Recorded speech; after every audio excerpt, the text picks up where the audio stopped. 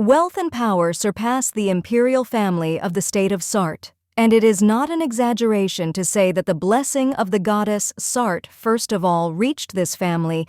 Among them is the man with the greatest fame, Cartse Urbios, a young duke with perfect appearance, wealth, and title. And there was another reason why he was popular. He had returned to the empire just 2 months ago after studying abroad and had never appeared in public. The boy says that the more people want to marry him, the more strange rumors spread. The first girl who married Duke Urbios died suddenly within a year due to a curse. The man smiled and said that maybe it was just a rumor, and the guy explained that he just said it because the lady was going to the Duchy of Urbios, and he wondered what kind of lady would marry this duke. The boy tells the lady that they have arrived. The main character gets out of the carriage and thinks that in this place she will enter into a contract marriage. The young gentleman read the contract and then said that it was excellent and suggested that we do so. The butler gives the lady a contract and asks her to read it, and at that moment he thought that this was a contract marriage, and he felt sorry for such a young and beautiful girl who had never dreamed of a marriage without love. The assistant informs that as they already know, the wedding of the two of them will soon take place, and he would like to check the preliminary agreement once again. The man says that he personally received this document from the archbishop, and says that if the lady agrees and signs it from now on, the contract will be protected by the power of the goddess Sarthe. The woman asks the lady if everything is okay. She replies that everything is fine. The man says that if she signs the document, then starting from the day of the foundation of the state, she will be the Duchess of Urbios for 1 year, and in exchange for this contract, an advance payment of 100,000 gold will be made. The gentleman says that in addition, 10,000 will be paid monthly for personal expenses, and if she successfully completes the contract, she will receive 1 million. The man turns to the lady and tells her that she has nothing to worry about, and that's all they want. But suddenly the girl interrupts him and says that she knows that she must be quiet as a mouse and also loyal and honest. The butler says that she said everything correctly, and then says that there is still one last point and the expiration date of this contract. The Duke interrupts him and asks how much longer he has to wait. Then he approaches the girl and asks if she has any more questions about the engagement. The main character looked into his eyes and saw a scar on his eyebrow. Urbios claims there are no questions, and then asks her to sign at that point. When the girl signed up, he turns around and says that he has to leave. The gentleman explains that he does not usually behave like this and thinks that the Duke is probably busy with something. The lady says that she understands everything. The man explains that this is true because he is a man of few words and does not know how to express his emotions. And now that the lady has arrived in the duchy, the Duke will gradually change. He explains that it is actually an absurd rumor that the mistress of the Urbios duchy, the first girl to marry the Duke, suddenly dies within 1 year due to a curse. The butler claims that they are trying to find the distributor of such absolute slander and punish him with all their might, and therefore he suggests that the lady not pay attention to such rumors. The main character explains to him that she is really okay, and at that time she thought that it was she who spread that rumor. A wise and kind girl, Sisal Aramis. With a gorgeous appearance and a gentle character, or simply put, she is the girl who has everything. However, if that were the end of it, the story would never have begun. Sisal's father, Viscount Edward Aramis, lived a righteous life as a man of upright and honest character. But there was one problem: he had an excessive sense of duty to be an example to others. The Viscount wanted his daughter to become a lady that everyone would want to imitate. He always told her that she should not act like vulgar girls who say that money is everything.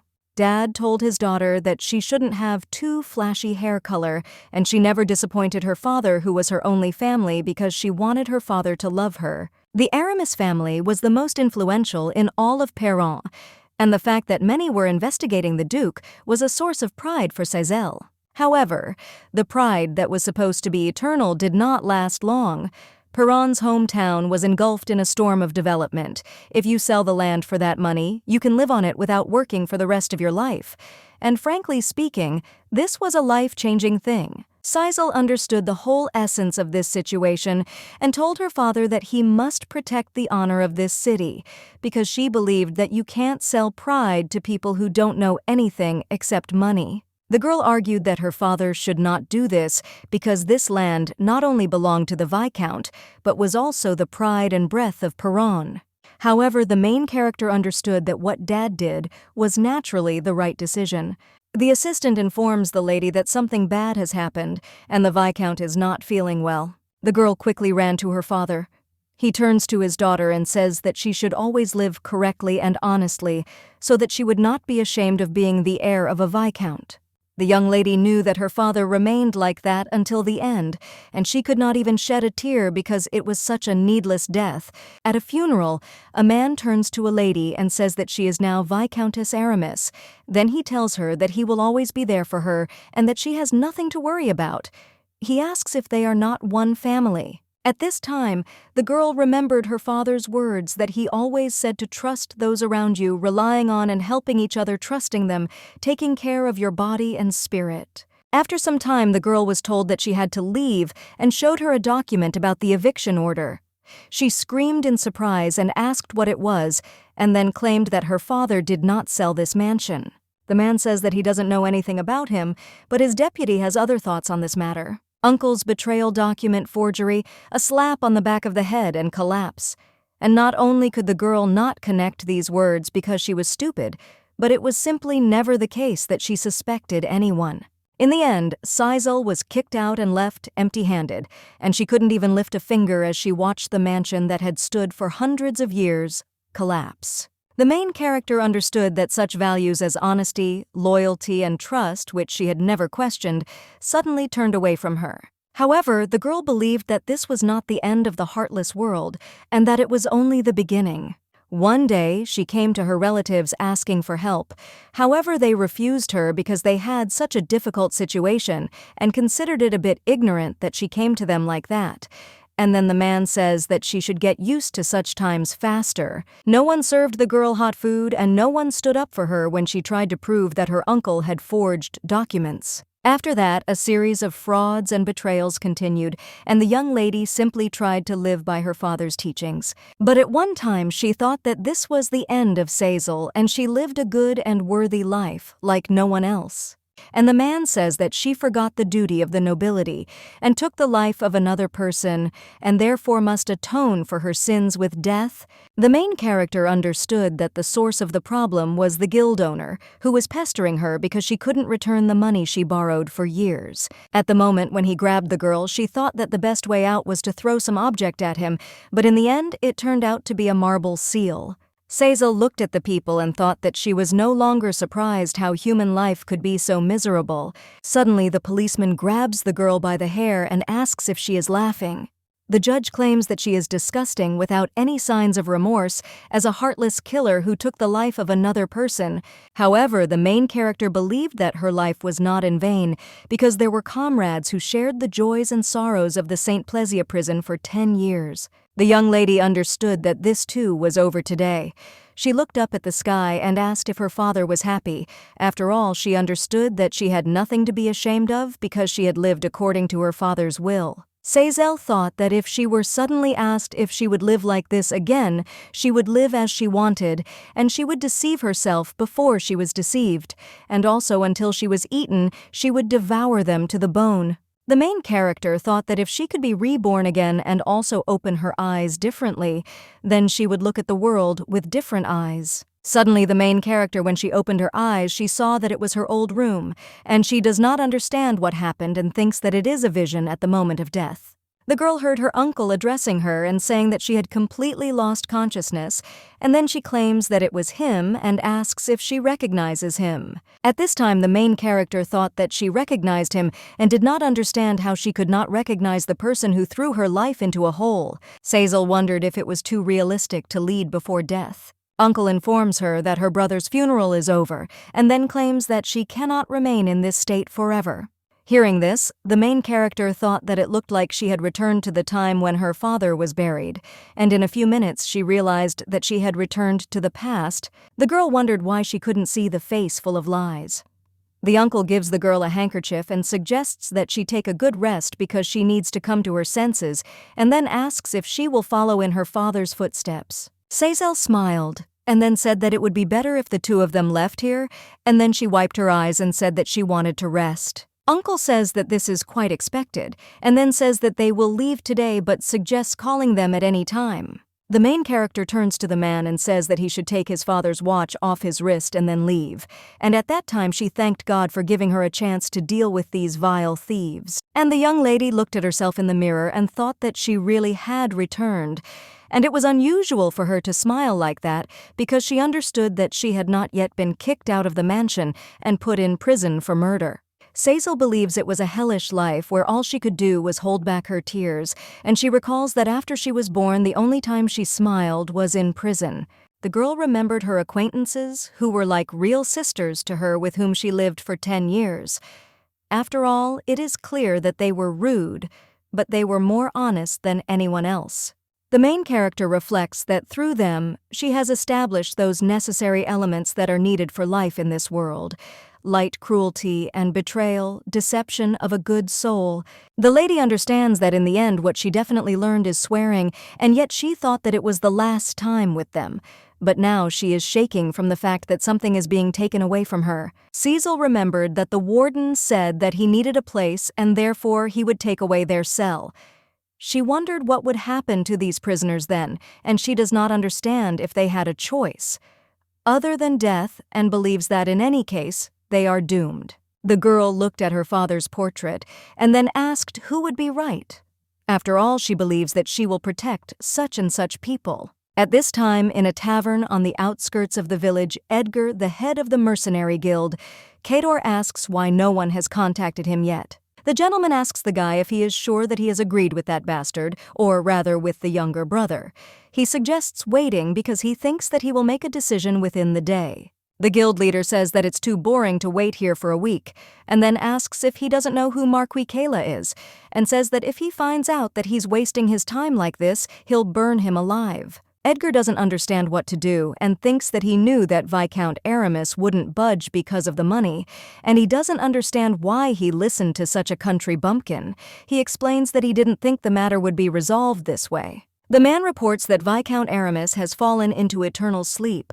The uncle says that even if he has to steal it, he will still bring it, and then he says that the Viscount's daughter is still a beauty, and if she is thrown out, she will be able to live on thanks to that man. The captain says it's almost midnight and asks if it's taking too long.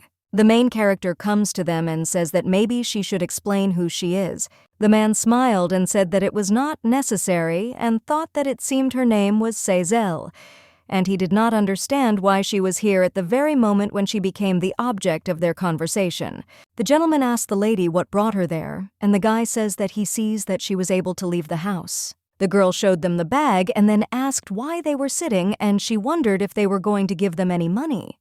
The captain invites her to listen and then says that she came to them for no reason, and this confuses them when she behaves so rudely. Cecil says, who knows, although they clearly said they wouldn't sell the land, and then asks if it's not strange that they still remain in this village. At this time, the main character thought that they would either have a hand in bribing her uncle or in killing her, and she understands that there is no guarantee that she will be alive tomorrow because she knows that so many people are eager to harm her in any way. The girl thought that in that case she would sell her property, and then she says that she would prefer the gold bars they showed earlier instead of cash. The young lady shows them the document and says that this is the residence of the Viscount and the territories attached to it, and this document is all the lands of the family scattered across the platform. The guild leader smiled and then said that it would be nice, but realized that if she prepared everything so suddenly, they would need about 50 gold bars. However, she interrupted and said that 200 bars. Hearing this, the man screams and says that the lady knows nothing about this world, and then he claims that this is enough since he has already given them a good price. However, the lady claims that 200 pieces will be enough. He agrees with her and smilingly says that they will settle for 100 gold pieces. Cecil insists on 200, then explains that if it wasn't worth it, people like her wouldn't even listen to him, then says that's her last price. The girl says to call a carriage for her because she needs to go to the next customer. The captain suggests that she wait, and then says that in that case the lady will have problems too. She asks in surprise if she will have more problems than him. The man asks what this means. She explains that by booking such a hotel, he sits with his hands folded, and if he returns empty-handed, she thinks that his client will not leave everything as is. Edward smiled and then offered to do so and said that he would fully accept the lady's demands and therefore suggested that she sit down and discuss it. The lady asks whether they will buy it for $200 or not. The main character puts gold bars to her cheeks and says with pleasure that now she is rich and she will go as she promised and vacate the house by tomorrow. The captain says that if she does this, it will be easier for them and says that the cart will be waiting. However, the girl stands and watches and he asks in surprise if she is going to leave. And then he says that he doesn't know. Maybe she is not happy with something, but he thinks that the deal is already completed. Sazal says it's time for a new deal and then says it's time to exchange watches, and she asks how about that. The next morning, Uncle says that it's strange because Elin definitely gave her tea and he doesn't understand why he still hasn't received any news. The wife asks why he is so worried since he believes that in any case the property of that house will go to them. Uncle remembers yesterday's incident when she told him to leave his father's watch and go away, and he understands that it was a malicious look that can only be seen in a column of criminals. The woman suggests not to worry because even at the funeral she was not herself and therefore believes that she did something similar. Her husband agrees with her and says that it should be exactly like that, and he thinks that we need to hurry because those people won't wait forever either. Uncle says that he will ask Eileen to give her tea again today.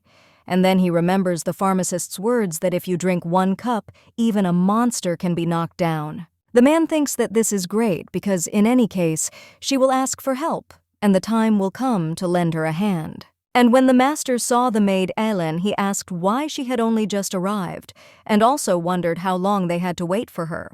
The maid, worried, says that last night the mistress, but the master interrupts her and says that if she died, the result will be the same, and then offers to give her the letter that she brought. Uncle says that it is obvious that she asked him to take over the management instead of her. The maid gave the master a letter. The wife asked if Sazal was asking them to come right away. The man read the letter and screamed, asking what the eviction order meant. The maid tells the mistress that the guests are outside. She is surprised and says that they came quickly and then goes and opens the door.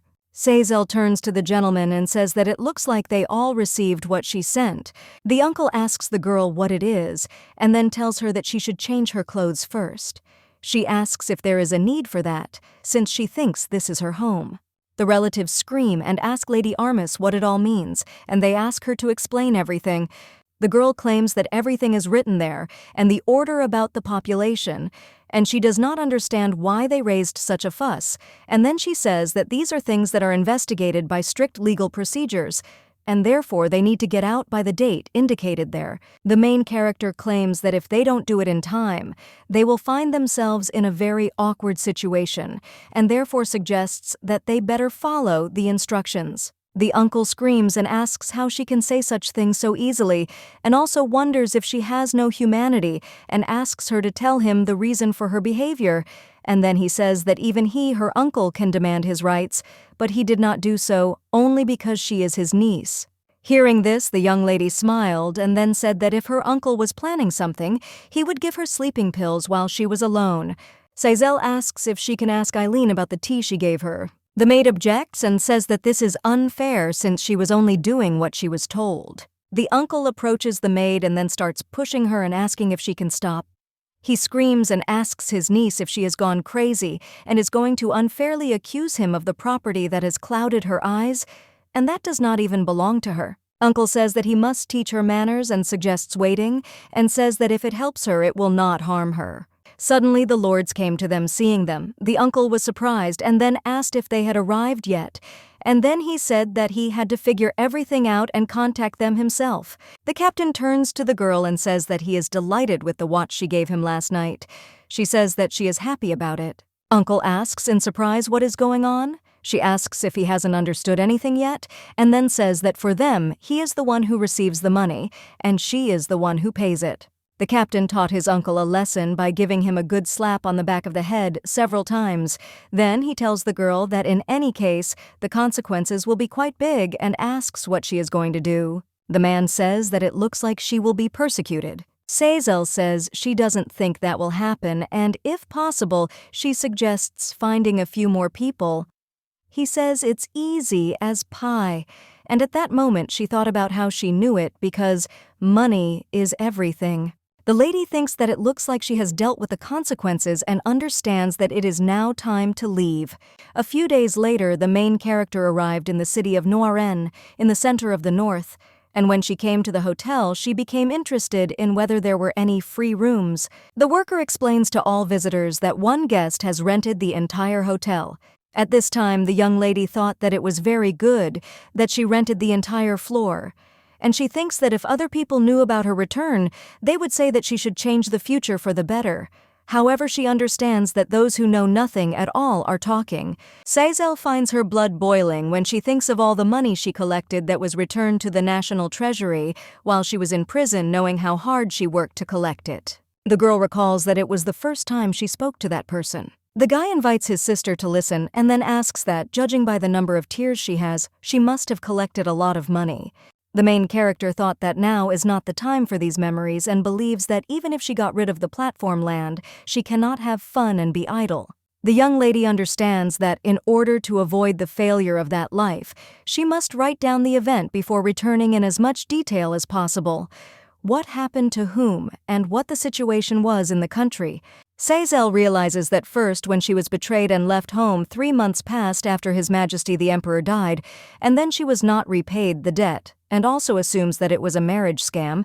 After all, the guy who married her promised that he would definitely make her happy after he returned from the army, but then she started receiving receipts and realized that he stole all her property and ran away.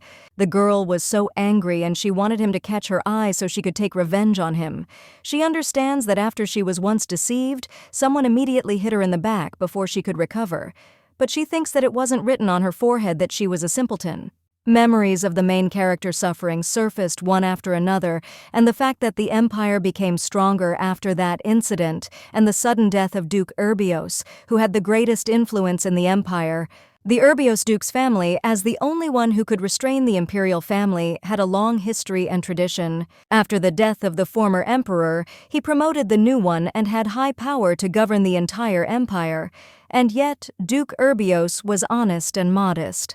In fact, even the girl's father had never seen Duke Urbios's face before, but he had praised and worshipped him many times. The main character thought that he was something like a role model. Seyssel understands that even her life was greatly affected by his death, and this can be called the first phenomenon that led her life to a dead end. The entire empire was shocked when the honest and noble Duke Urbios left this world. From the nobles to the commoners, people were full of hope about how the empire would change if everyone united. Meanwhile, the main character was deceived again. After the death of the Duke, the society of the empire became extremely strong. However, the people had one last hope: Duke Kartzer Urbios. Urbios, blessed by the goddess Sart, who was supposed to benefit the empire. The faith of the people of the empire was no different from the faith that had been under the bonds of the genius Sart for hundreds of years, and it was directed at the only heir to the ducal land of Kartzi. However, this empire was in ruins, and this second phenomenon can be called destruction. Even if the next Duke Urbios, who hastily returned home after his father's death, also died in a carriage accident, eventually, the Marquis Ervante came to power, the late Duke's half-brother. When the greedy and vile Marquis swallowed up the country, lawlessness reigned in the empire, and only power and money remained, which ruled and destroyed people. The main character understands that up to this point she has been deceived for the 12th time, and then the death penalty followed. She understands that along with the empire came the end of her life. Seyssel screams and says that it shouldn't be like this. The guy greeted the girl and asked if she was doing well. Then he said that there was a noise downstairs, that a man had rented the entire penthouse, and so he wondered who it was. Then he asked why she had such a serious expression on her face. The girl turns to Duke Arkel Urbios and asks why all of a sudden, and at that moment she asks if he is still alive. The Duke heard this and asked in surprise what she was talking about, and he thought that he would sell his soul for money and do what he could, but he understood that there was something he couldn't do, and then he asked what she had in mind. The girl understands that nothing happened to him and thanks God for that. She says that the next target is the Duke and his son. The guy suggests that she should not dream about the younger Duke, and then asks if such a smart lady reads newspapers. He says that the Duke must meet with envoys from the southern continent on behalf of His Majesty the Emperor. The man says that the younger Duke of Carcy studied on the northern continent from a young age and believes that he is probably in the kingdom of Belcray in a prestigious academy. The Duke says he doesn't know what her hidden plans are, but he thinks her head will fly off her shoulders before she even gets close to him. At this time, the lady thought that she was glad that everything was different from her memories, and then she objects that there was a hidden agenda and there was nothing like that. Arkell explains that he came to deliver a letter. Then he says that one of those she was looking for is not far from here. He says that if she pays him extra, he will go and check on him himself. Sazelle objects and says that she will do it herself, and says that she bets that if the head of the villains, Edgar, finds the child first, he will definitely decide to recruit her. Aslin Blair is a criminal who will go down in history as Saint Plaisir. Even before the main character was imprisoned, she knew about her because of her reputation. In the newspapers, the articles that the girl sold about Aslin were always written about as a devil's brain. And the lady thought that these were exaggerated rumors, but after a personal meeting with her, she changed her mind. The newspaper articles were very cleaned up. The woman screams and turns to the girl and says that she can't stand there, vile Chris. The owner claims that she is a pretender and asks if she thinks that if she touches her things, she will go unpunished. The girl with blue hair objects and explains that everything is not so because she just wants to eat. The landlady screams and asks if she denies it. Then she asks if she thinks she doesn't know such girls, and she says that she will only reform if she dies like her younger brother and calls her a thief. Aslin objects and says that her brother was not stealing at the time, and he simply did not receive his salary. The landlady heard this was surprised and then asked why she should give wages to such scum.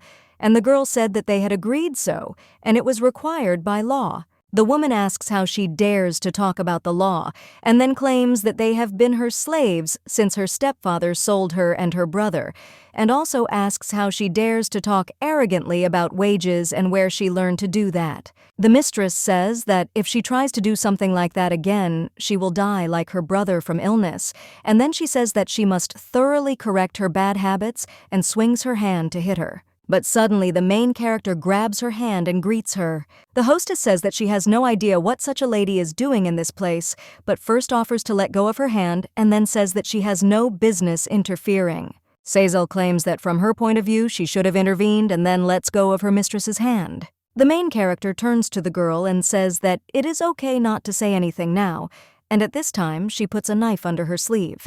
At this time, the young lady thought that in any case this girl has talent, and she remembered sitting behind bars. Aslin told her that she committed her first murder, and it was the owner of a bar in Noirena who treated her and her brother like slaves. The girl says that her stepfather sold them, and she worked from the age of 5 and then did it out of revenge. She says that she was just faster, and if she hadn't dealt with that bitch, she would have killed her first. At this time, the girl turns to the lady and says that she does not have to do this. And the main character thought about the fact that she gave her a weapon for self-defense, but she thinks that it was pointless. Aslin says that even if she were not the lady, the people around her would help her. Hearing this, the lady thought that these drunks had probably already been bribed with money, since she is a child who could easily have brainwashed them and taught them to testify with stolen money. The hostess turns to them and asks what they are doing, and also wonders if this girl is the lady's younger sister hidden. The woman assumes that this cannot be because her stepfather dragged her by the hair and sold her, and at that time she thought that the girl would die sooner after her younger brother, but her useless life turned out to be long. The hostess says that in any case the precious lady must go her way and then asks if she wants to buy something here. Sazelle asks how much. Hearing this, the woman was surprised and then asked if she was really going to buy. She smiled and said that it was a completely different matter. The owner says that the bar in this alley is the best, and she wonders what to offer her. However, the lady objects and says that she is talking about this child that she wants to take away. The woman asks if she is talking about this worthless girl, and also wonders where she is going to use her. And at that time she thought that at first glance it seems that this lady is engaged in charity. I think that she can make good money on this. The hostess says that if you think about it, this child is very diligent and the cost of her purchase is expenses while she was growing up, so the lady should give her at least 1,000 to pay it off. Sisal asks, "How about 10,000?" Hearing this, the woman screams and says that this will be enough. Aslan turns to the lady and objects, and the hostess nudges the girl and asks if she is going to stand still. When the woman saw the money, she asked if the lady would suffer any losses and also inquired if she needed anything else and said that she would give her anything she wanted in addition. The main character asks if she will light a candle for her, and the hostess says that the child looks like this now, but if she is washed, she will be a beauty. The woman says that a pimp on the street marked her for the future. At this time, Sisal tells her to shut her mouth because the alcohol is about to flow. The wet woman asks what kind of antics she is having, and then screams and says that the lady who gave her the money should behave nicely. The main character explained that the money she gave included the cost of alcohol and laundry, and then said that if she took even one step, she would burn her alive. At this time, the young lady looked at the girl and thought that it was written on her face that she was now ready to finish her off. Sisal approaches the girl and offers to go together, and then she takes her to a luxurious restaurant in the village and feeds her. Aslan tells the lady that she shouldn't have done it out of sympathy for her. The main character tells the girl that she needs her not as a slave but as a comrade. Hearing this, the girl objects and says that it cannot be because she is not a friend of such a noble lady. However, the lady objects and claims that it is possible and she does not have to stutter. And at that time she thought that she knows everything about her pretense. Aslan says that no means no, and she knows that the lady is now thinking that she is going to play with her.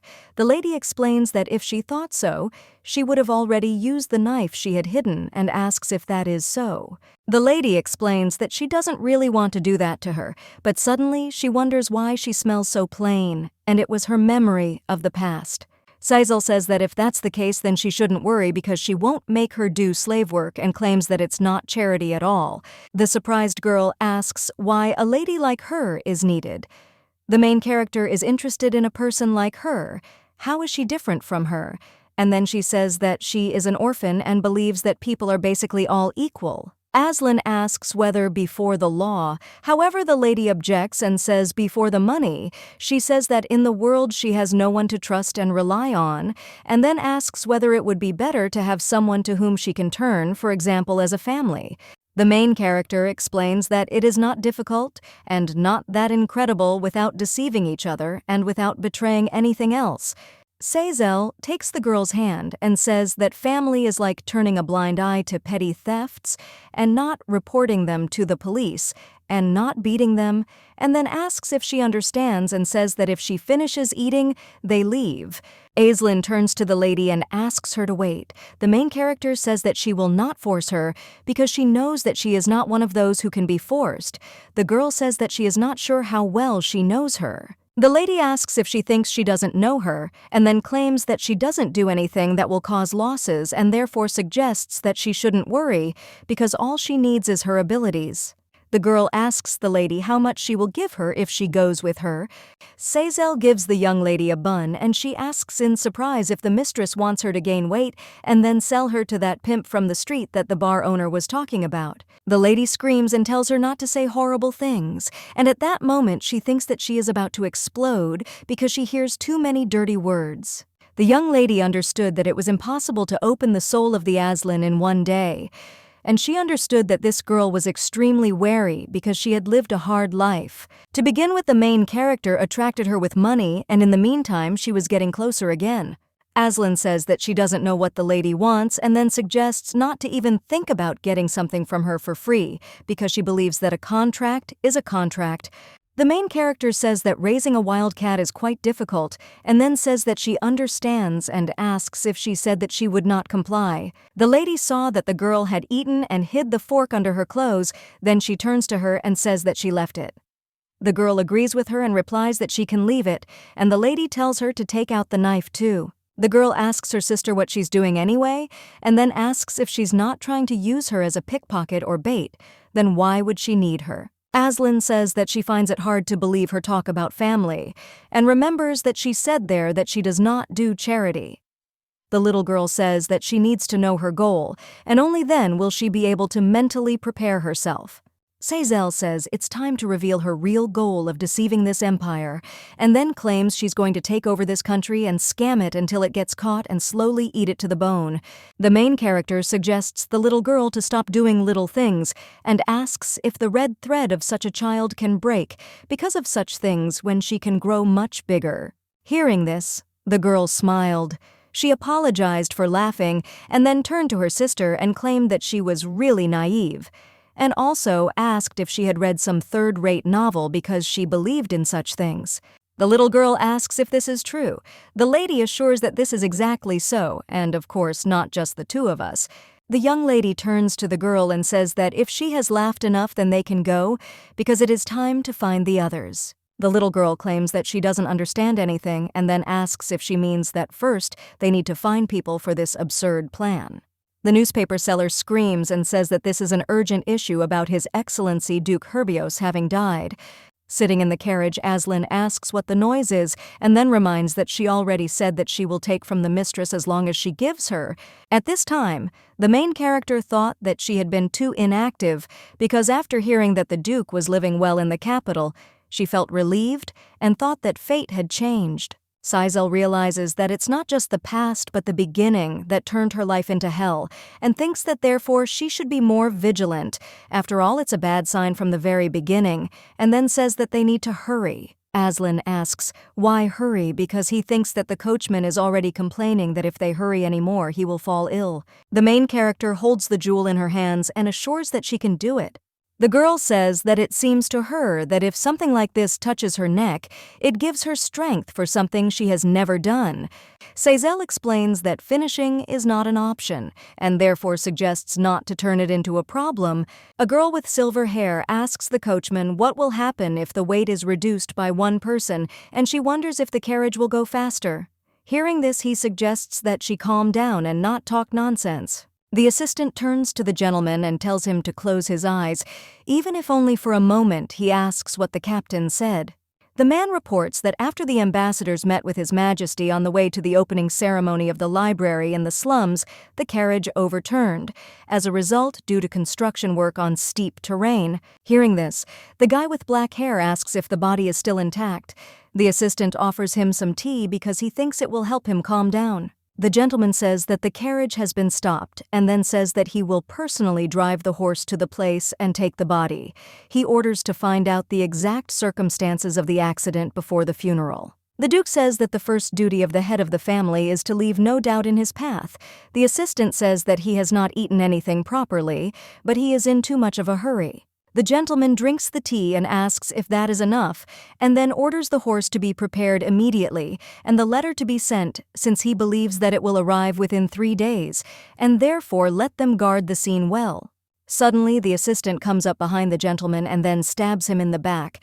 He reminds him that he said that he shouldn't hurry.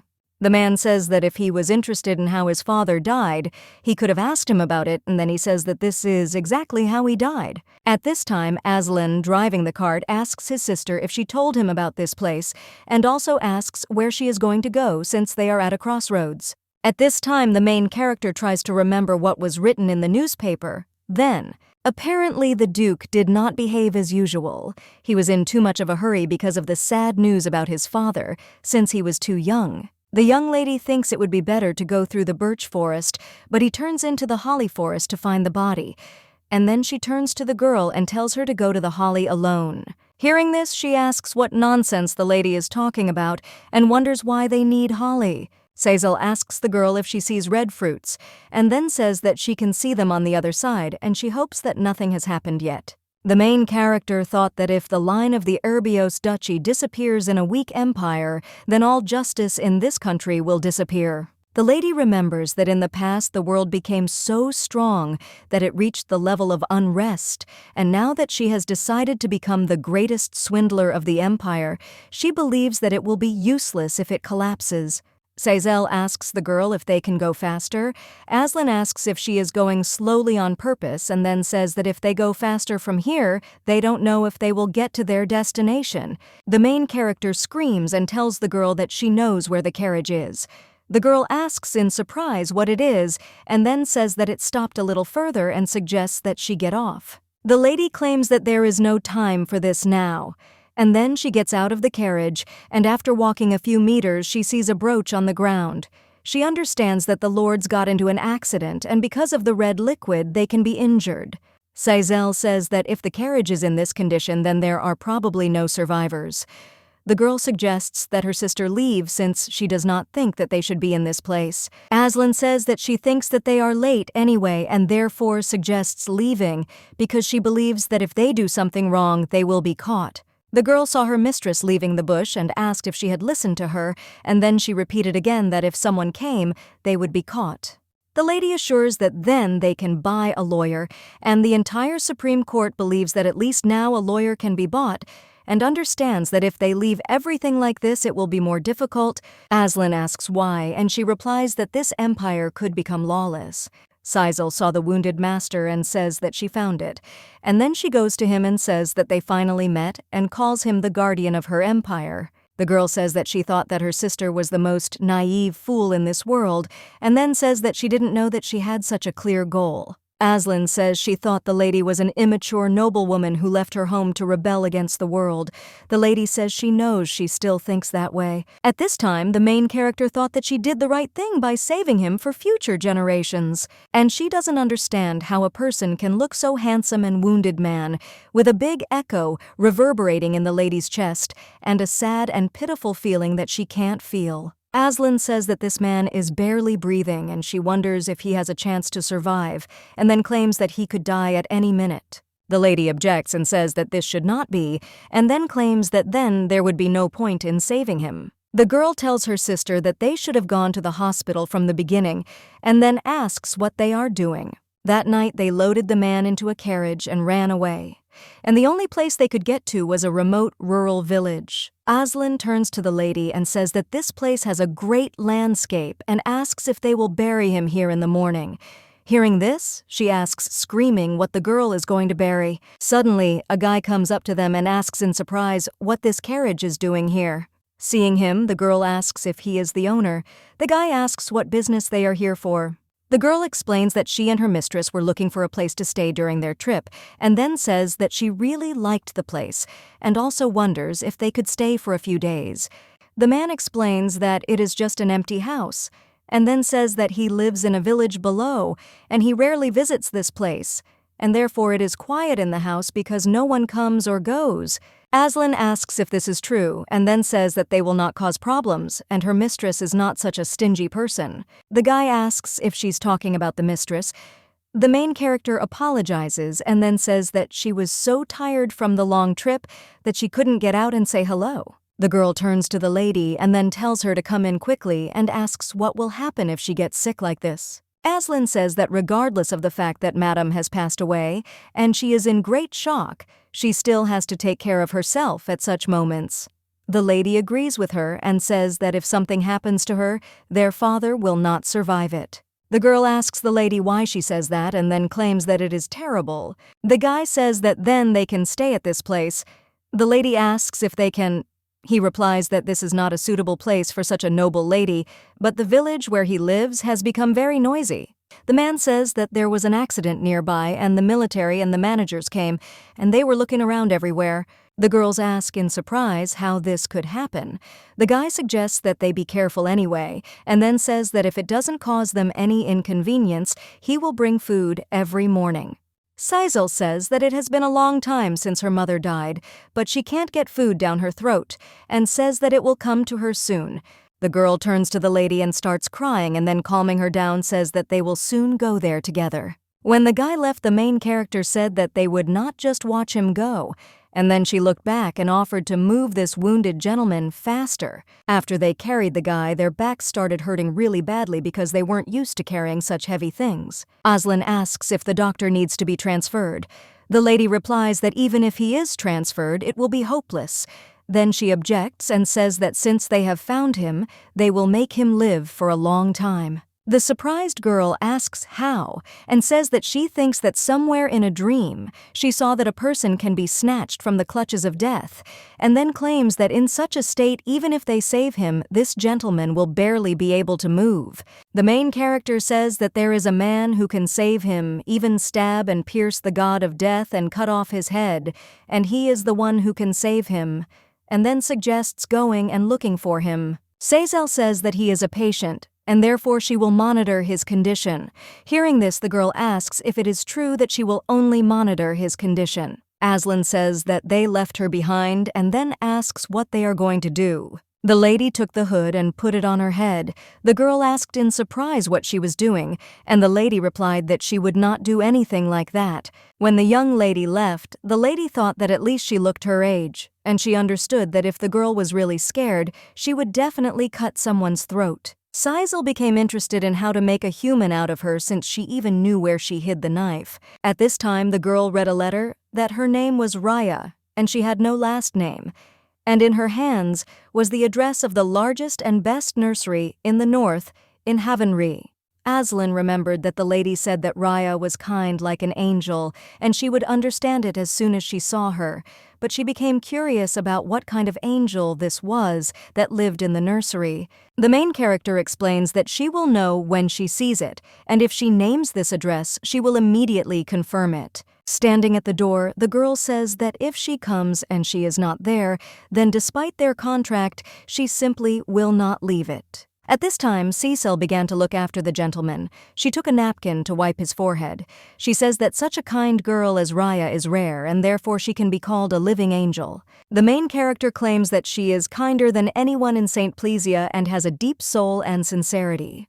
The young lady looked at the prince, and she does not understand how she could forget this, and then turns to him and calls him a savior and offers to be patient a little, and explains that she needs to go and bring the Aslan if she is still alive. At this time, the girl approached the house of the most famous doctor of this village. The woman says that it seems that Countess Moulton's chronic illness has flared up again, and therefore believes that this time more attention will have to be paid.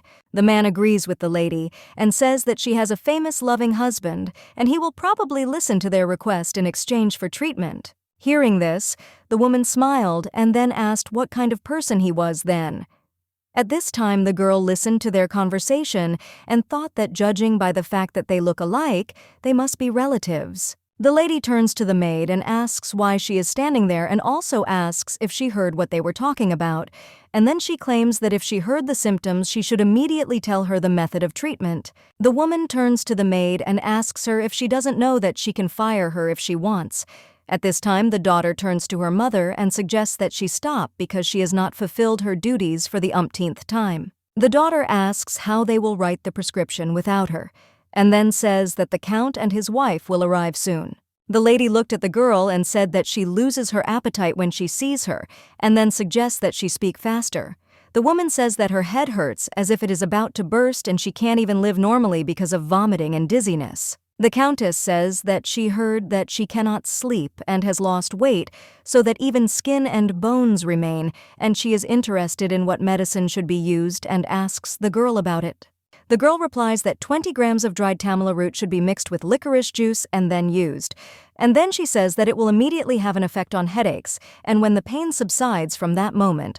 But suddenly the man interrupts her and says that that's enough, and the woman says that if she hadn't finished, she at least brought them some tea, and says that this girl is completely out of her mind. The guy turns to his mother and then asks if he ever told her that if he treats her well, she will develop bad habits. At this time, Aslan, watching them, thought that she had not felt this for a long time. After all, she wanted to finish off one of them. The girl remembered the lady's words that she should not do anything wrong. Aslan followed the maid, and when she was alone, she asked where she was going. Seeing her, the maid got scared and asked who she was. The girl says that if she is looking for a doctor, he is not here. The silver-haired lady says that in fact she did not come to look for him and explains that she needs another person. Aslan says that her name is Raya and there is no last name, and it seems to her that this girl lives in this house and asks if she knows who it is. The maid replies that there is no such person here. And then she says that she does not know what her business is and suggests waiting in this place for a while. The girl says that she needs to deliver something and so she will take it and return it. The lady says that she will have to make her pride stand because she has no other conditions, and then apologizes if the girl waits a little. Aslan asks in surprise if she is the Ray who lives in the circuit, and then says that everything in this place is dilapidated and definitely looks like a dog kennel. The girl says that her sister's words were true, and then says that she will explain everything later, and first offers to go with her. Raya says that she has a guest for the first time in a long time, and therefore thinks that she should at least treat him to a cup of tea. At this time, the main character remembered that Raya lives in the village of Heaven Re, and this is a small village adjacent to the border, and thinks that they must not know about it, in a dog kennel located in the house of the most famous doctor. Raya, her full name, should Courage Raya Erin, and she lived in this house not from the very birth, but rather grew up the only daughter of the most famous and authoritative doctor. A talent passed down through the blood for centuries, and thanks to the teachings of her father, Ray had no doubt in her duty to save people. Unfortunately, there was one problem, and that was her gender. According to local Heavenry laws, only a man can be the head of a family and continue the family business. This meant that no matter what abilities Raya had in her father's eyes, she was just a girl to whom he could not pass on anything. Eventually, when Raya became an adult at the age of 19, he took one of his students as a son-in-law. This guy had no money or family to inherit from, but he was a kind man. The girl's father fell into eternal sleep from a chronic illness shortly after he found his son-in-law. Before his death, he held the boy and his daughter tightly by the hands and asked them to take care of this family. The main character realizes that her father missed one thing, and that the guy looked so kind because he had neither money nor family. As soon as his father-in-law died, he dragged his family into the house, and not only did he abuse her, but all his relatives did too. Her husband relied entirely on Ray's knowledge to run the hospital, but no one treated her like a family member. When the main character heard this, she screamed and asked if she was embarrassed or angry by the fact that her husband had completely swallowed up her house and her too. Raya replied that as long as she could keep the family together according to her father's will, it didn't matter because from the very beginning, she only wanted one thing to connect the family with her name. The girl says that she didn't even think that everything would work out without making any effort because she had to give up everything she dreamed of. One day, he kicked her out to give her room to his sister in a hut that was uninhabitable and like a dog kennel, and at that time Raya had no idea where to go. The lady was stuck there as if her life only had meaning when she saw patients. Sizel says that this is some kind of nonsense because she does not understand how she could come to terms with the fact that her husband took away her room for his younger sister. The girl says that everything was fine until she found out that it was not his younger sister. Raya says she went up to get the things she left there, and the two of them were busy doing that. They whispered in bed that they would soon move Erin's family and were planning to start their own family. The girl explains that she was just going to leave there. Aslan screams and asks if she really left, and then says that she should have at least slapped her. Raya confessed that she poisoned them, and it is called froze her favorite poison. It is colorless and odorless, so you can't feel it in your mouth, but when it goes through your throat, your limbs shrink and your stomach corrodes. The lady says that if you take a moderate dose, it goes away quickly and without pain, but she had to prepare it so suddenly because there were so many people in the mansion that she put a lethal dose. Miss turns to the other girls and asks why they are looking at him like that and wondering if it's not cool, and then he says that with the family he loved so much he can fall into eternal sleep together at the same moment. The main character thought that immediately that day she realized that judging by the number of people killed, Ray was ahead of everyone. Sizel looked at the girl in surprise and she told her that the killer forced her to do this. The lady thought that she was glad that the girl was able to find a doghouse in this village. However, she did not even imagine that it would turn out like this, and at least she could say something. The main character thinks that first of all they should find Raya and prevent the poisoning, and then she asks the girl where Raya went. Aslan replies that the lady went into the garden because her husband and family were gathering there and they were chatting about something. The lady thought that this time she couldn't afford to fail, and then she told the girl to wait for her. And she thought that if her dear friend had to commit the first murder, she thought that it wasn't worth finishing off such beasts first. The Count says that thanks to them, his wife's headache immediately went away. And then he says that they haven't been able to sit so calmly for a long time and thinks that he should have come to them right away. The gentleman says that he cannot just leave and then suggests that they say what they want since he is ready to reward them generously. The man says that this is not why he treats his patients. The Countess says that she saw this girl last time, but because her head hurt so much she couldn't come to her senses. The lady says that she heard that the doctor married the only daughter of the Aaron family and asks if it is she. Hearing this, the man objects and says that she is his wife to me in every way, and then he says that this girl has nowhere to sell herself and she just stopped and lives in this house. The doctor explains that since this matter is being discussed, the family's reputation has little to do with it, and he says that as soon as the wife gets married, she always leaves, and therefore it can be considered that she is not here at all. The doctor says that he doesn't know if it's right to call him by the genus Aaron. The woman says that of course Aaron is just a name, but in fact this family was created by her son, and therefore she believes that since Aiden cured the Countess using his medical skills, this family should be given an appropriate surname. The Count is the highest-ranking official responsible for the law in this area, and then he says that the doctor took this into account when he became the son-in-law of the Aaron family. Mom explains that he was simply shackled because of this barbaric system, and a young and promising child was tied by the leg. Suddenly, Sazel comes up to them and asks if it is shameless to swallow someone else's family in one sitting and considers it barbaric. The girl explains that she didn't want to eavesdrop, but their conversation seemed absurd to her. Hearing this, the doctor does not understand who this woman is, and then he says that he does not know how she got here, but considers it rude to interrupt the conversation like that. The man says that if she came to the doctor, she should go not here, but to the opposite entrance. The lady asks if she goes, who will carry out the treatment, and then says that the prescriptions are not his anyway. The Count, surprised, asks the lady who she is. She replies that she is a person who is indebted to Aaron's family. The gentleman says that he thinks that she is of the same position as them, and then asks how a lady from a noble family could commit such rudeness. The main character explains that the etiquette of nobility is important, but not knowing her life's benefactor, she thought that it would be better to listen to the insult than to allow another great disrespect to happen. Sazel takes the girl by the hand and says that she is the one who saved her life, and then says that she not only saved her life but also saved the lives of many of her dearest friends.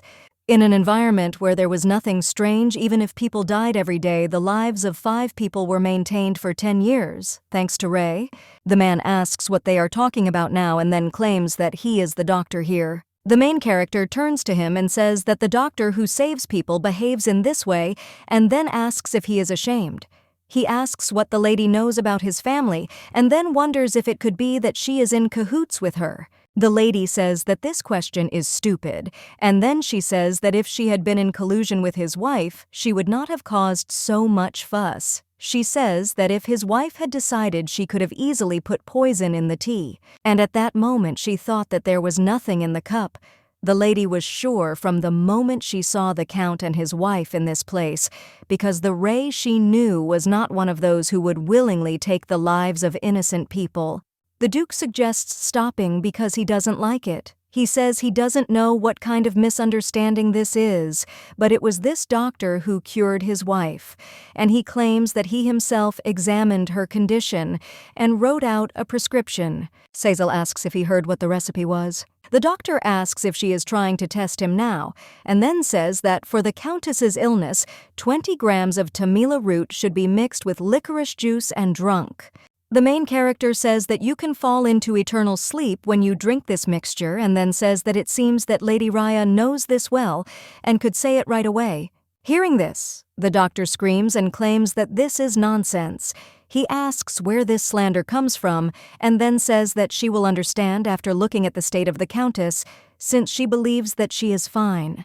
The girl says that the medicine that the Countess used was a strained solution of cannoli and Milan leaves, and she made it and poured it herself. At this time, the main character thought that he was a fool, who thought that Raya would give away her last wealth and pride. Unfortunately, this guy's laziness was beyond imagination, and therefore nothing happened. Sazal thought that in life you can see a lot, but thanks to him she was able to see such a scene, and therefore she thinks that it is strange that two people have different recipes, and she wonders how this could happen. However, the girl says that they can check, and if they trust this man's recipe more, they can try it. The Duke is interested in how to test it. The main character says that she will drink, and then asks if it is not just because she will check it herself, whether the prescription that the man tried to write for the Countess was a real medicine. The doctor screams and says that it wasn't him but the girl. The Count asks if he will admit now that he didn't discharge him himself. The woman screams and says that this can't be and that it's all her son, and the guy insists that it's all that girl. The gentleman asks them to stop, and then asks how they dare to tell lies in front of his wife. The doctor points his finger at the girl and says that it is all her fault because she dared to deceive her husband.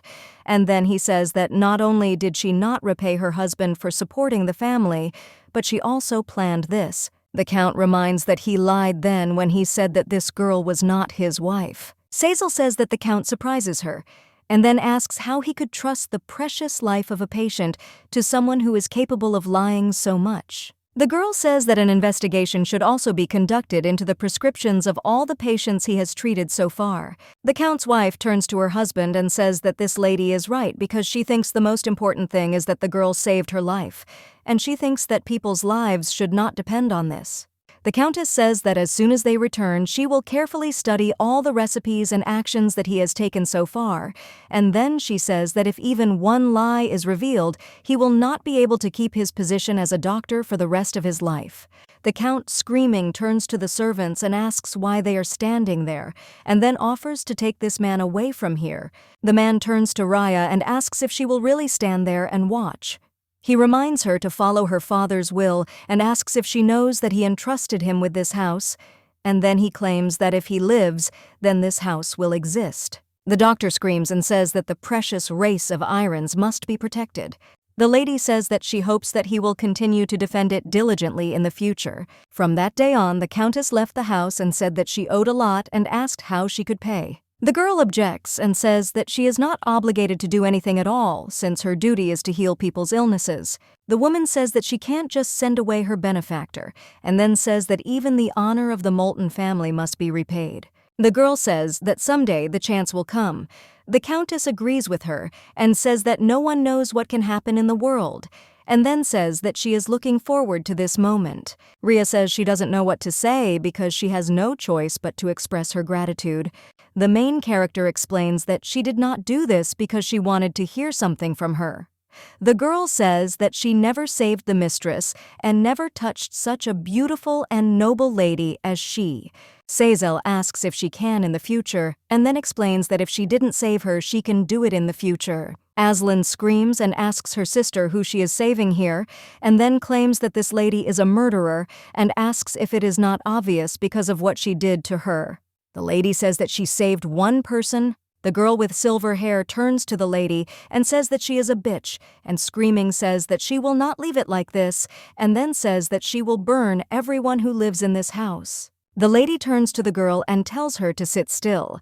However, she claims that her sister only has her. Raya asks if they are related because she calls the lady sister and says that she would not say so. Sazal asks what difference it makes what it looks like. Then she says that the world looks at her the way she wants it to. The main character asks the lady why she didn't tell the Archduke from the very beginning, because she thinks that she could have said that she was in charge of all the treatment from the very beginning. The girl replies that she is not even the head of the family and not even the heir. After all, she believes that no one will listen to a girl who has no rights, and living, she realized that the world is like that. Raya says that in any case she must also repay the lady, and she believes that thanks to her she can no longer see in her life people whom she did not want to see, and then she says that if she can do something she will do whatever she wants. The main character asks if she will do everything she answers, and property or money. Sazal says that then this house. The girl agrees and offers to take it. The main character says that this is a cold-blooded answer that she likes. The surprised girl asks what she is going to use the mansion for. The lady replies that for many things, and then turns to the Aslan and asks why she is sitting and suggests lighting the fire faster. The main character thought that she set everything on fire so that there would be no regrets, but she wondered if everything would be okay with her because she knew that this house was dear to her. The lady thought that the lady definitely didn't like it, but suddenly she smiles and says that it should have been done a long time ago. Hearing this, Sazil realized that she forgot for a minute that this girl was the murderer of an entire family, and she asks if she is really okay since this is all property. Raya replies that she doesn't care and that what she really needs to keep is in her head, and then asks the lady about what happened today. But the lady interrupts her and asks if the world is not disgusting, and then says that the kinder she lives, the more she is deceived. The lady says that if she behaves well, they attack her, and if she smiles, they tear the smile off her, and she thinks that these are basic rules. The lady says that at least she can show her name and her abilities in this damn world, and if she suffered, she can pay back in the same way.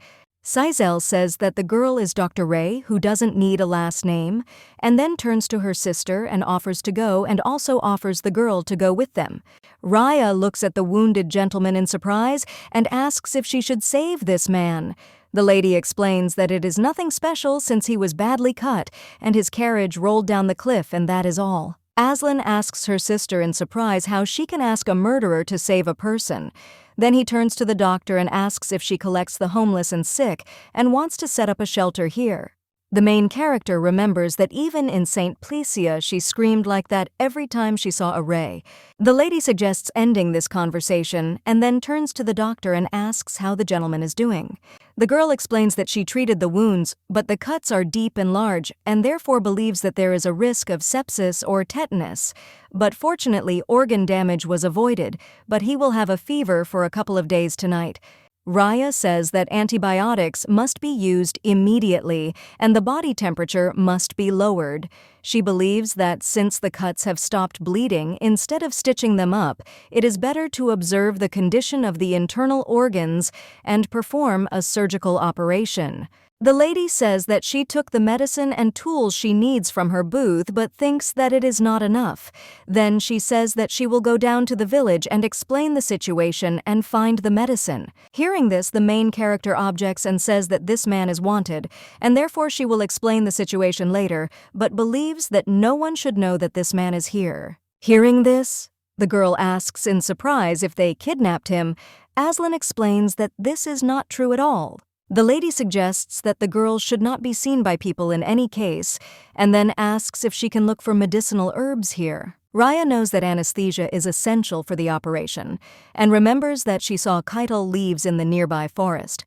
The girl says that even if there are medicinal herbs, she needs someone to assist, and then she says that the lady will be embarrassed to watch this. Hearing this, the main character remembered that she had to hold her intestines when she had the operation, and then she assures that everything will be fine and she will cope.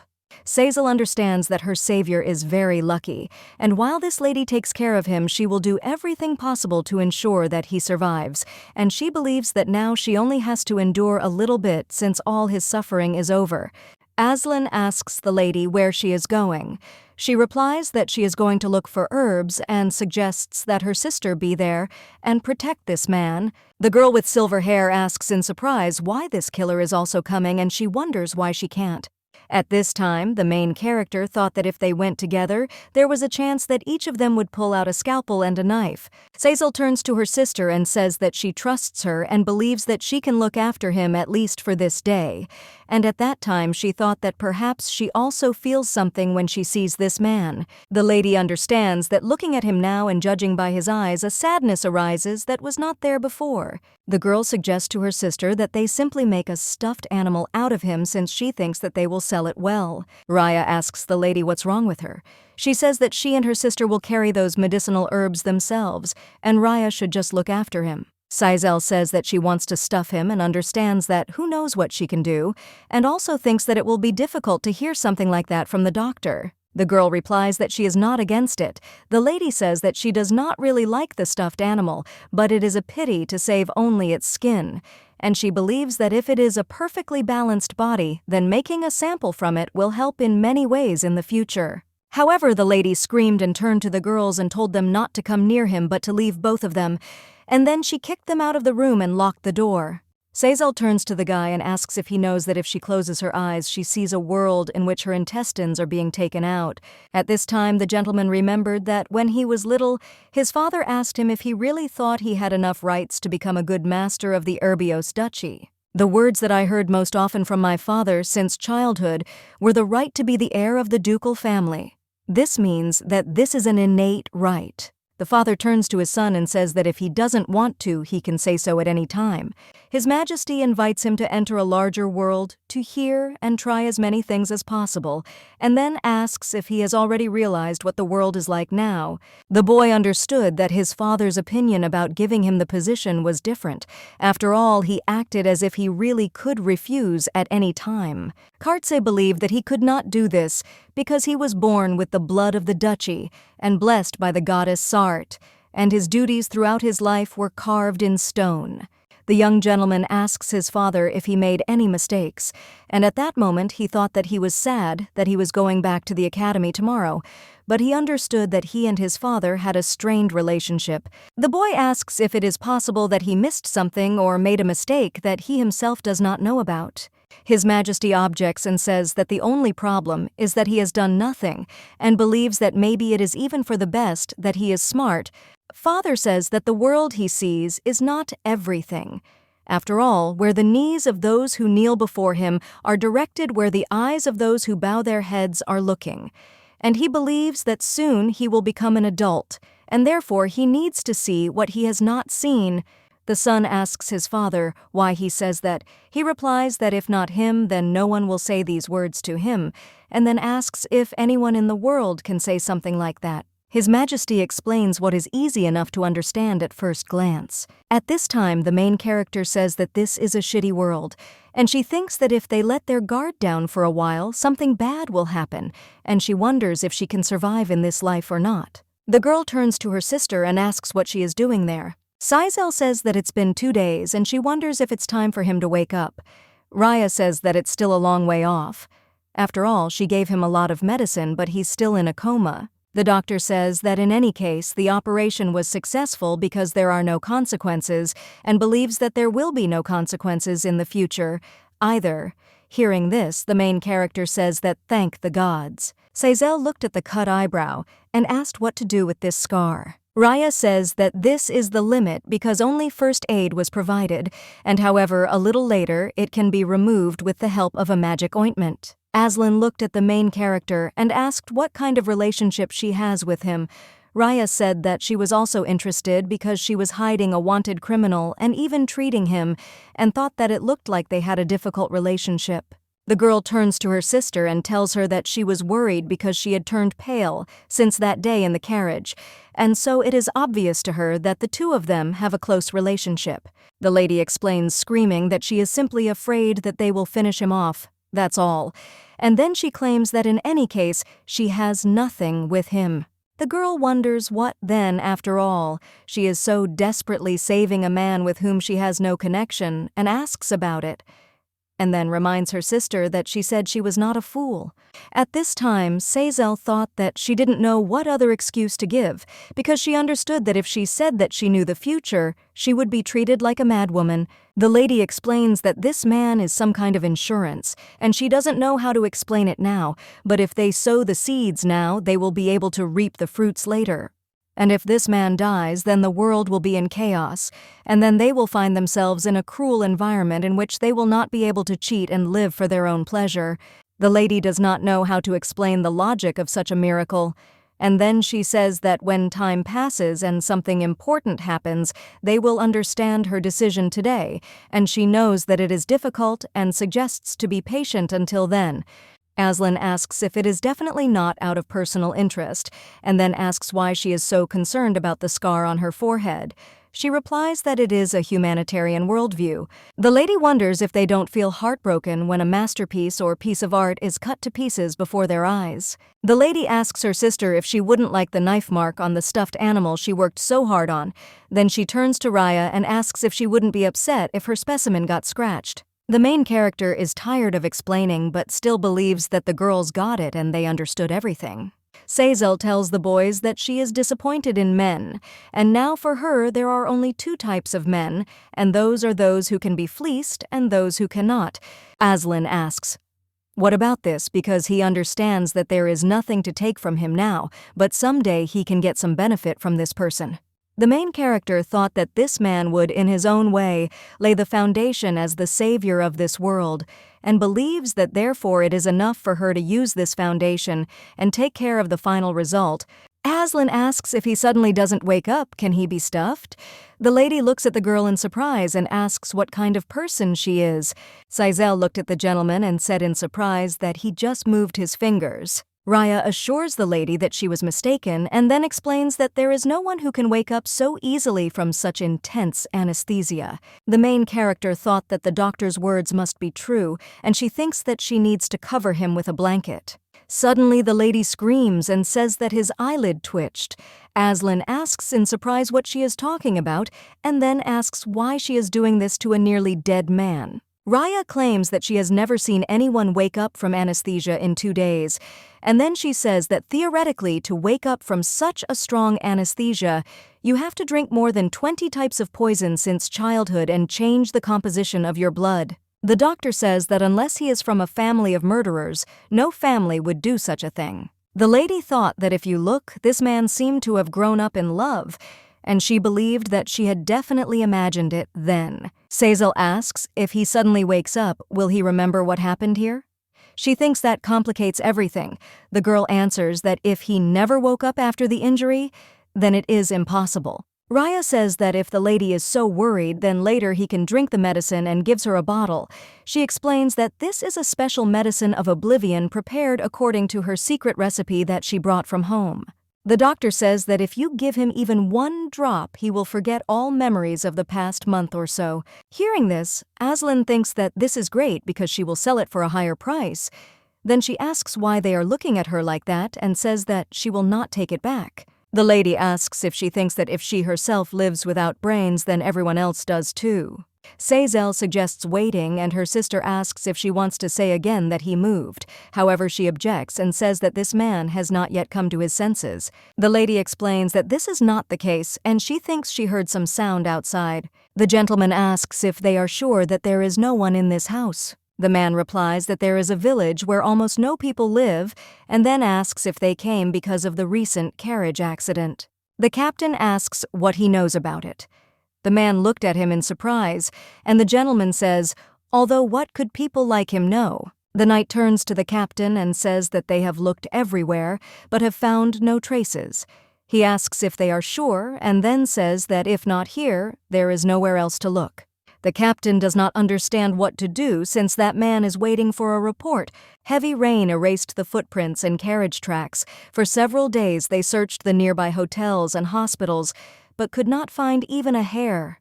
After all, after so many people were involved, all they found was a torn piece of clothing. The captain thought that it would be okay if they found at least a severed finger, and he believes that he really did seem to soar into the sky so that no traces were left. The man screams and says that they searched the mountain bottom again just in case. Then he looks at the mountain where the house was and asks what kind of place it is. The guy says that his shed is there, and he explains that it is a little cooler there because it is a mountainous area, and that is why he stores things that can easily get spoiled.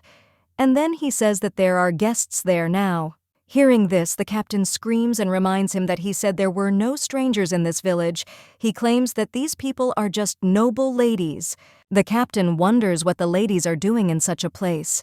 He replies that they said they came here to recuperate, but in any case he doesn't know what they're looking for and therefore believes that those people have nothing to do with it, since they're not in good health and are very weak. Sir, you suggest that he shut his mouth because he will go and check everything personally? Aslan, seeing the men, asks who they are, and then says that her mistress is there. However, the man did not even listen to her and told her to get out of the way.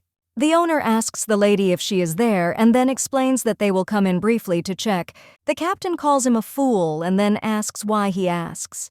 He thought it was funny that a lady from a noble family was recuperating in such a mountain valley, and he thinks that such a stupid peasant might not know, but his eyes are not deceived. The captain opens the door and tells his knights to search everything inside. Sizel, lying in bed, asks what the noise is, and when she sees the man, she says that it is outrageous. After all, apparently he is from a high-ranking family, and asks how he was able to enter without permission.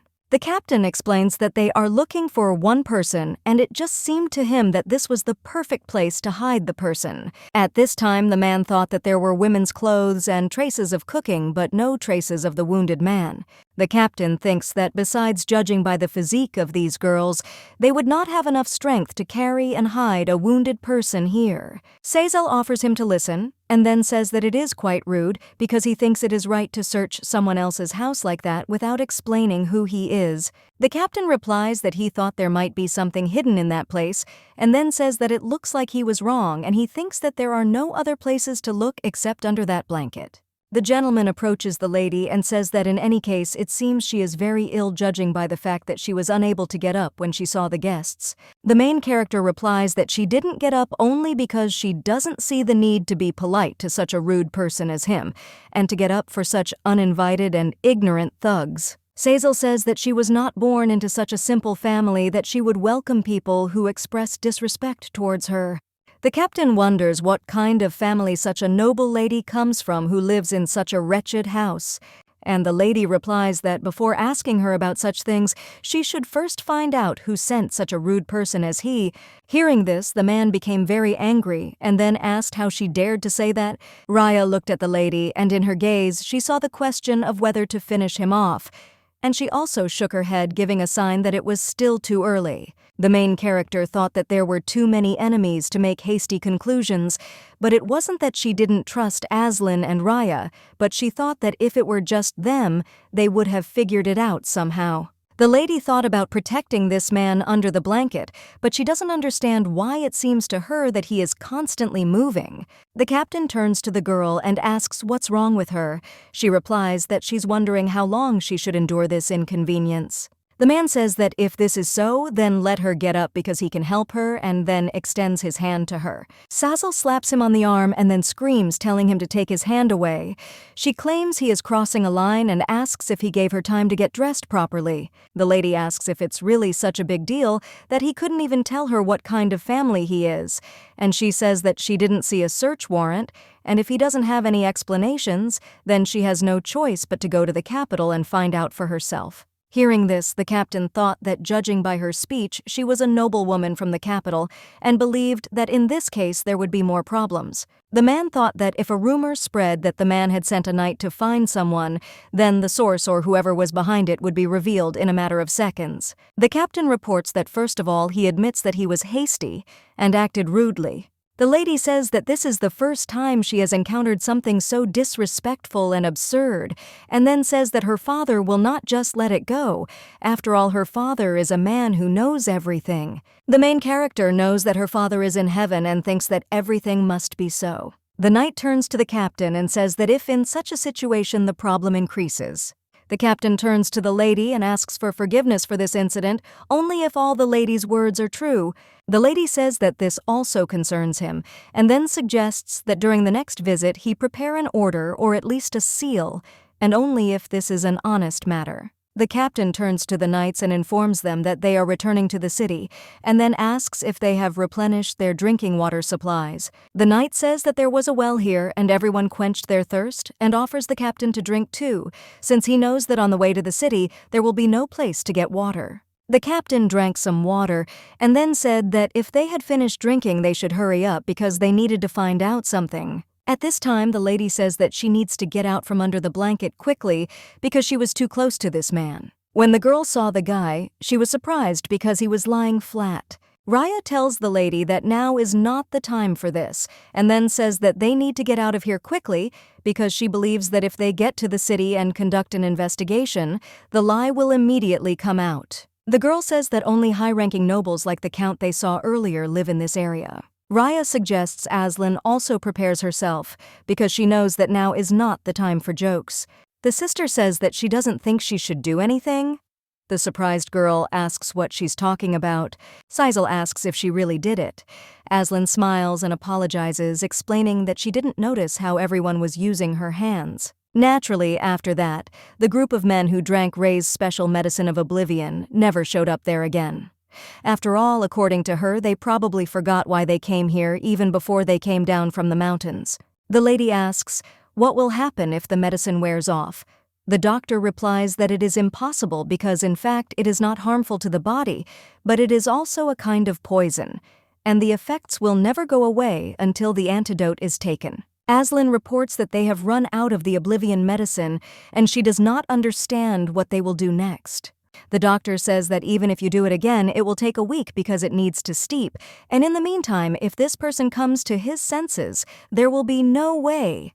Raya says that in a hurry another drug can be administered, but after using such a strong anesthesia consistently, it is difficult to guarantee that he will be able to wake up, and therefore there is nothing left to do but prepare the drug.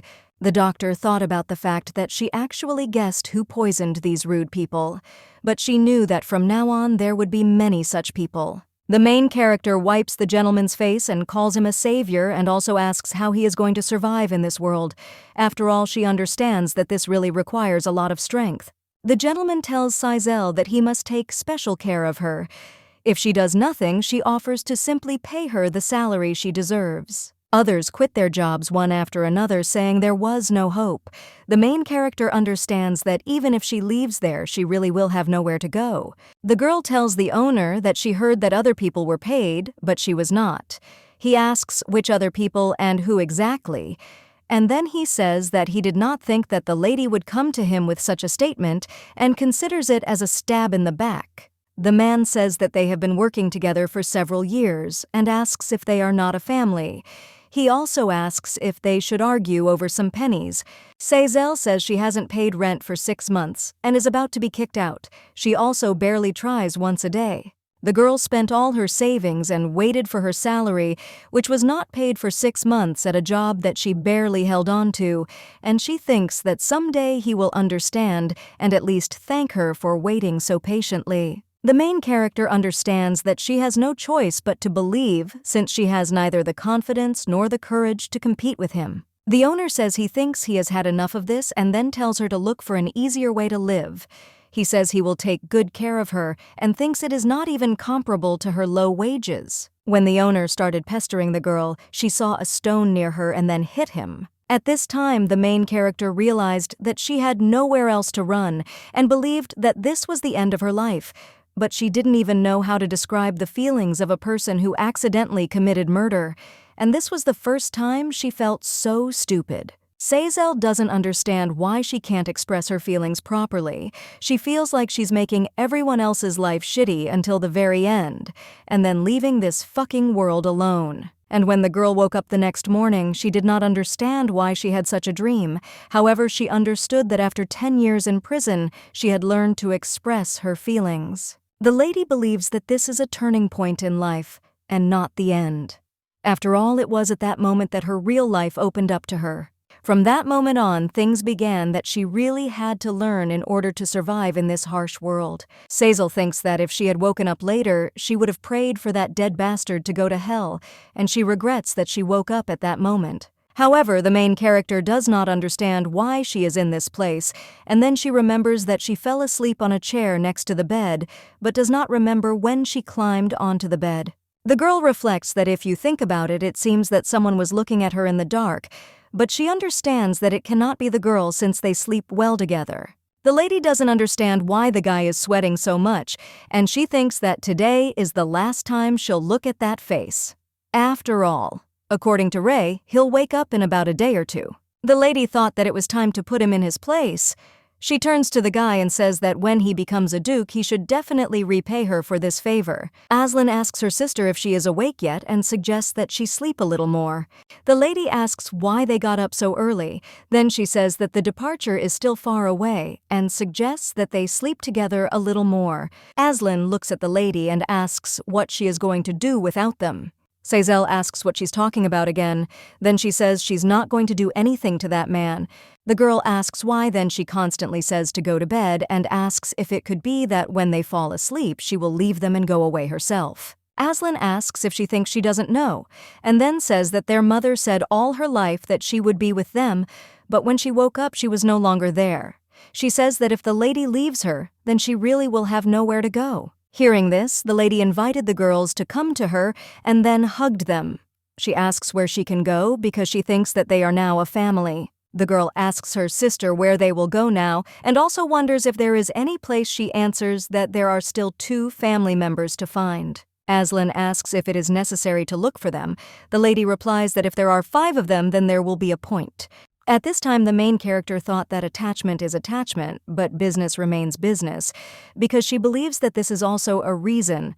Sizel muses that if she wants to become a con artist who will destroy an empire, she can't afford to miss out on any skills. The girl asks which of the 2 they will look for first. She answers that at least they should find the one who has the skill of prediction. Her name is Melissa, and if they find her, then it will be easier for them to navigate in the future. Aslan asks who the last person is. The lady replies that the girl who changes her face and character every day, and then says that you just need to wake up the next day to find out. Sizel reveals that her name is Theodora, from her 70-year-old grandmother to the girl and teenager, and she is a master of disguise who can transform freely. Only by the next morning can you find out with what personality she decided to continue this day, innate magical power and natural observation. If Theodora decides to change, she will be able to accurately copy the manner of speech. Sizel recalls that she said that her mother was an actress in a theater troupe, and judging by her words, it seemed as if her mother was a famous person. The girl understands that she doesn't know how famous she was, but she can say one thing with certainty: the daughter surpassed her mother. The main character suggests first looking for someone who is easier to find, and one of them is in the southern city of Sambucus and suggests starting from there. Hearing this, the silver-haired girl is surprised and says that she hasn't been to the south yet. Raya asks where they will go after the south. Sizel replies that it could be any place where they can get rich. Marquis Ervante says that in the end, everything turned out so that he can't even see his brother's face. The gentlemen ask the Marquis how such a catastrophe could have happened, and then they say that he cannot be sad forever, and therefore he should arrange a decent funeral in honor of the late Duke. The man heard this and screamed, saying that Kartza simply had not been found yet, and he believed that a funeral could not be held without a body. Viscount Sion claims that until they find even a piece of his clothing, it was an order from His Majesty the Emperor that an official funeral could not be recognized. The Viscount explains to the gentlemen that this is the Emperor's order and they must obey it. The Marquis asks if he personally did not come all this way to appease His Majesty, and then claims that Kartza is his only nephew. And from the place of the accident and further from the city to the village, there was no place left where they did not search. Ervante says that no matter how much he worries, despite everything, he is his only blood relative, and asks if he thinks that it is his greed that he wants to send his nephew along with his deceased brother. The Viscount claims that the official search by order of His Majesty is not yet over. However, the Marquis objects and claims that it will end today at noon, and the funeral will take place today as planned. The Marquis informs the gentlemen that after another meeting at noon at the building of the central government of Nuran, they will return to the capital and finish the funeral. Viscount Sion says that he knows the reason for his haste. The gentleman heard this and asked if he was in a hurry, and then wondered who could think that he had other intentions. The aristocrats say that this cannot be, because the Marquis is simply worried about the empire. The man asks if there is anything else to say because he believes that he is here as a symbol of the Urbios family. The gentleman says that someone must lead the family to prevent civil unrest, and he believes that the closest blood relative is the Marquis. Sion claims that this is absurd because he believes that only a legitimate son can lead a family, and then asks if the history of the Sarт, which has lasted for hundreds of years, does not say this. The guy says that as a symbol of the Urbios family, this is a tradition that was continued by the will of the goddess Sart. The aristocrat turns to the Viscount and asks if this is not an inevitable situation, and then claims that the Marquis is there primarily for the good of the empire. Ervante tells them to stop and then says that his words are true about how he dares to lead the Urbios family. He claims that it is beyond comprehension and, moreover, such is the will of His Majesty. And then he says that he still remains the closest relative. The Marquis suggests that the Viscount see him again at noon. and says that if possible, it would be better if he prepared mourning clothes for the poor Karzai, and says that on this he leaves. An aristocrat from the crowd says that he still believes that the Duke's son is alive, and asks who would easily refuse honors while being near the former Duke, and also wonders what will happen to him if the Duke who protected his back dies, and therefore he believes that he is clinging to his last hope. The Marquis suggests that the gentleman stop because he is his only nephew, and believes that if anyone hears they will think that he does not want Karsi to be alive.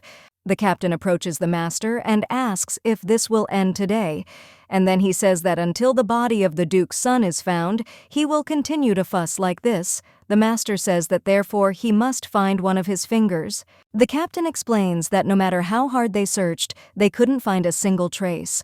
The Marquis asks if he doesn't have 10 fingers. Sitting in the carriage, the girl says that it is very cramped for her, and then asks if they will leave this gentleman here. She tells the lady that if she was going to take him, she would have simply sent him to the door in the carriage. Seyssel replies that it's just still far away. The girl asks how much is left.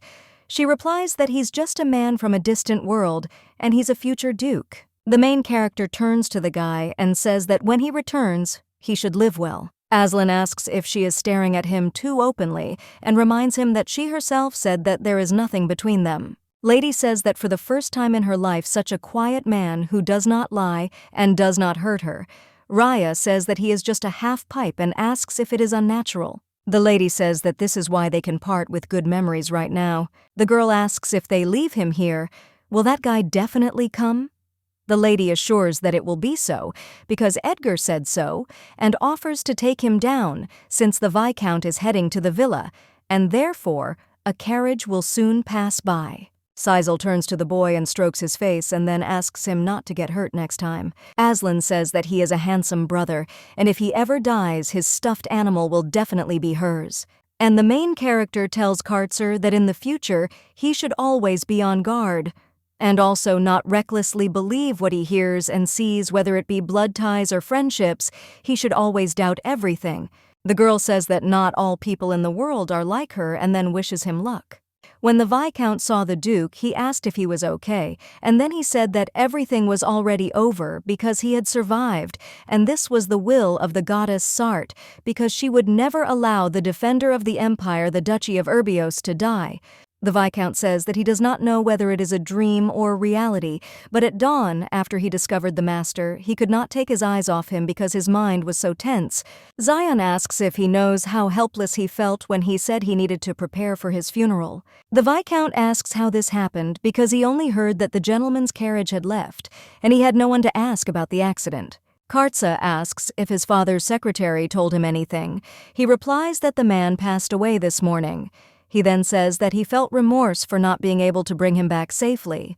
The guy says that if he knew that the gentleman would return safe and sound, he would not have made such a futile choice.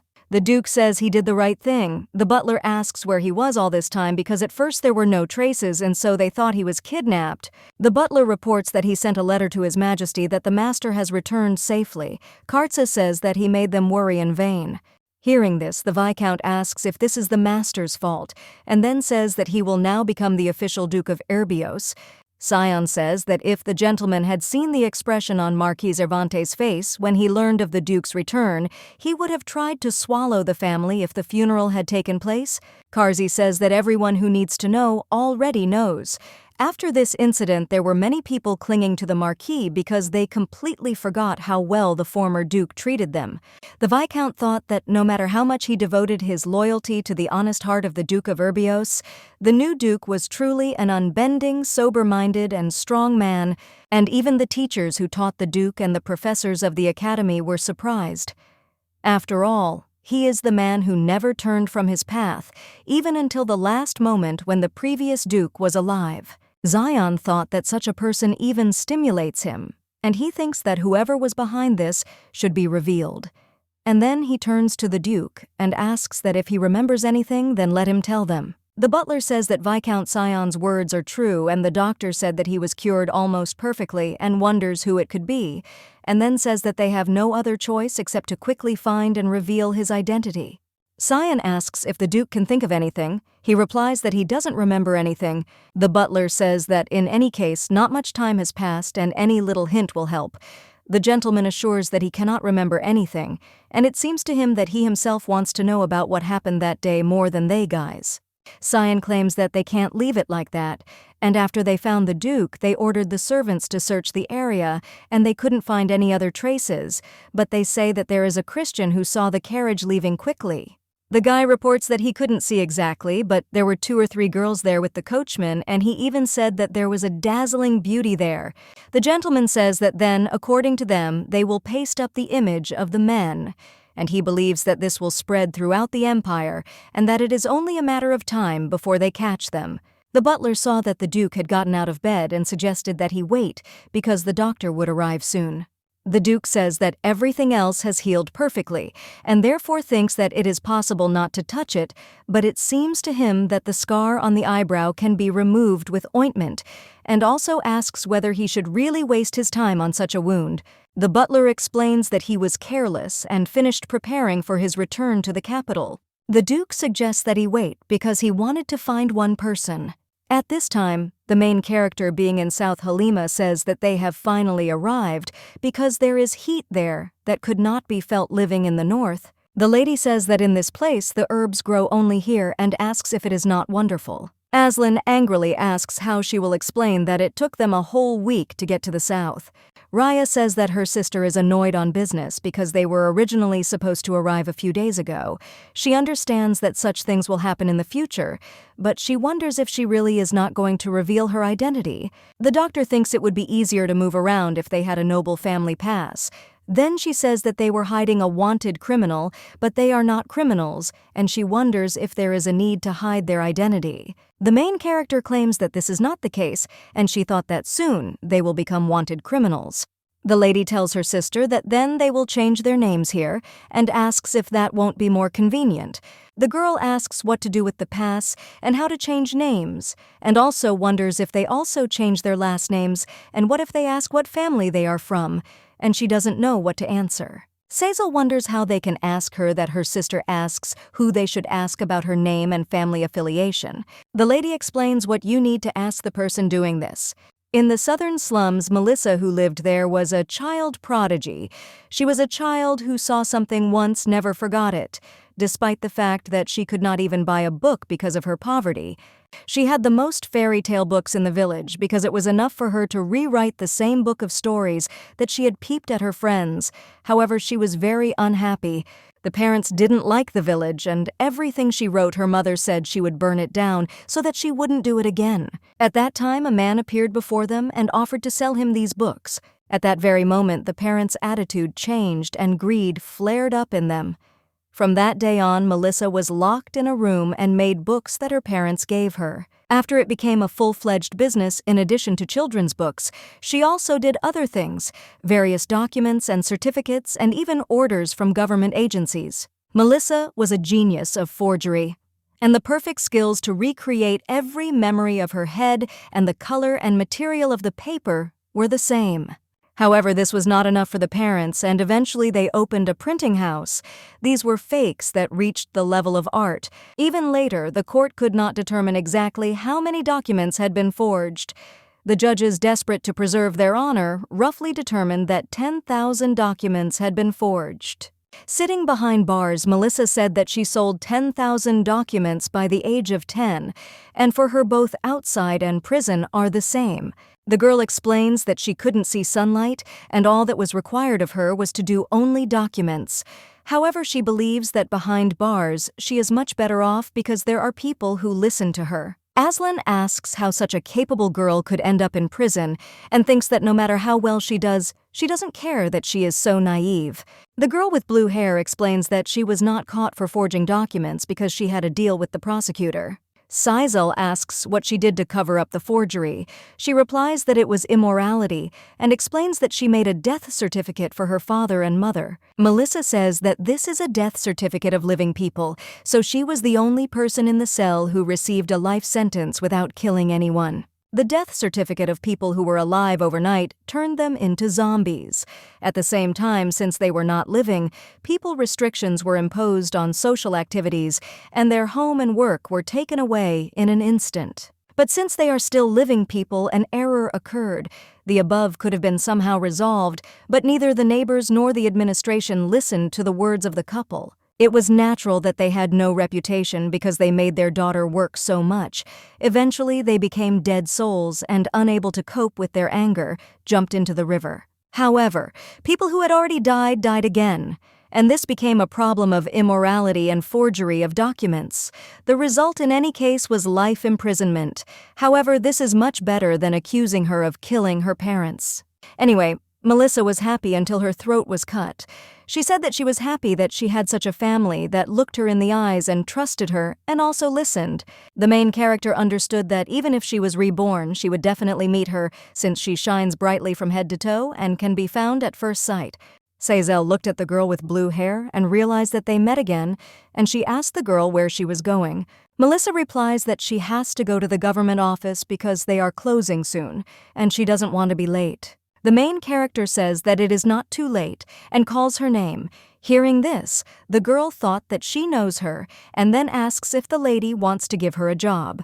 Cecil takes the paper from the girl and says that it looks real, but there are too many flaws.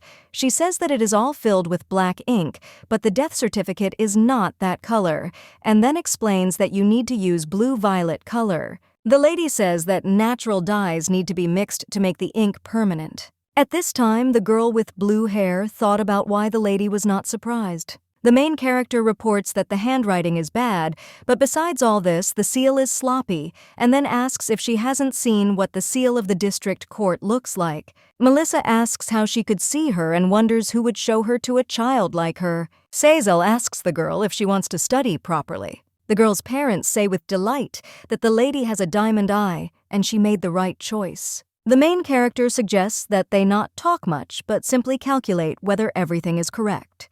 The father claims that she is already buying a child who will bring her a good profit.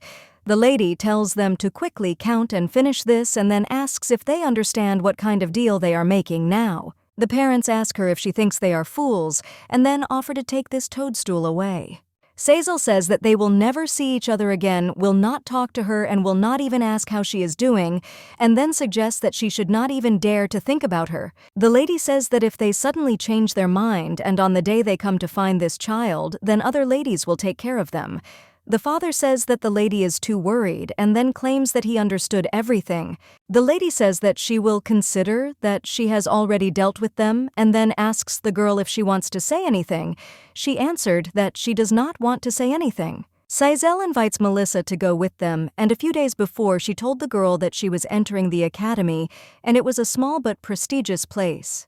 The lady says that if she studies at the academy, she will graduate in 3 years, and after that she can do whatever her heart desires, but of course within the law. At this time, the main character thought that at least one member of their family should live seeing bright sunlight. It has long been customary for a family to help its child develop his abilities and inclinations, but a child who even when locked in a small room was able to shackle all the public affairs of the empire. Cecil is already delighted with what an outstanding and talented person she will become, if she is trained properly. I think that, of course, she will help them make personal data. Aslan asks her sister why she is so happy that she threw away so much money, and then asks how much she gave to her father and mother, and she says that at first glance it is not a small sum, and she wonders if she spent it all. The lady explains that everything is already over and asks why bring this topic up again.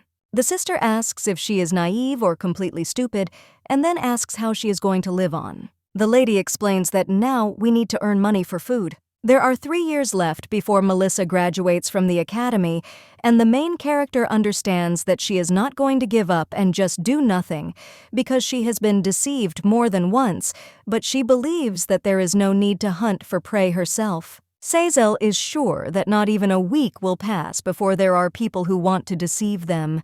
Beautiful girls from the north who have no job, no guardians, and who seem to have a lot of money, and so they created for themselves the competence of naive fools. The lady understood that they met all the parameters that attract scammers, and all they just needed was to wait. The main character turns to her sister and asks if she knows that she looks like a real villain. Now Raya claims that villains are usually not like that. Suddenly the girl saw news in the newspaper that men were wanted for the assassination attempt on the keeper of the empire, Duke Urbios, and at that moment she thought that maybe they were drawn. Aslan wonders if such kidnappers still exist, and then she starts laughing. At that time the lady thought that she seemed to notice that this hairy man looks like her. The main character understands that it is even better if no one knows their faces. The newspaper wrote that Duke Urbios is returning as the guardian of the empire. Sazelle believes that this is how it should be, and now he must repay for saving him. 3 years later, in the capital of the Sarт Empire, the assistant asks the Duke why he did this, and then says that he knows how long the emperor waited for his return. 3 years ago, no one doubted that Karza would replace the former duke and become the prime minister of the empire. Although he was young, his pedigree and abilities were at their best. The Viscount does not understand how the gentleman could refuse such a good position and leave again for another country. During these 3 years, His Majesty personally intervened to defend the Duke's place, and with difficulty held out against the Marquise's bitter faction. Karza says that if this position, which can hardly be defended by someone's persuasion and coercion, is so unstable, then Zion asks why he refused this time in response to His Majesty's request to help him at the audience. The Duke explains that he said that he would think about it and then give an answer, and then asks if these words are any different from a refusal.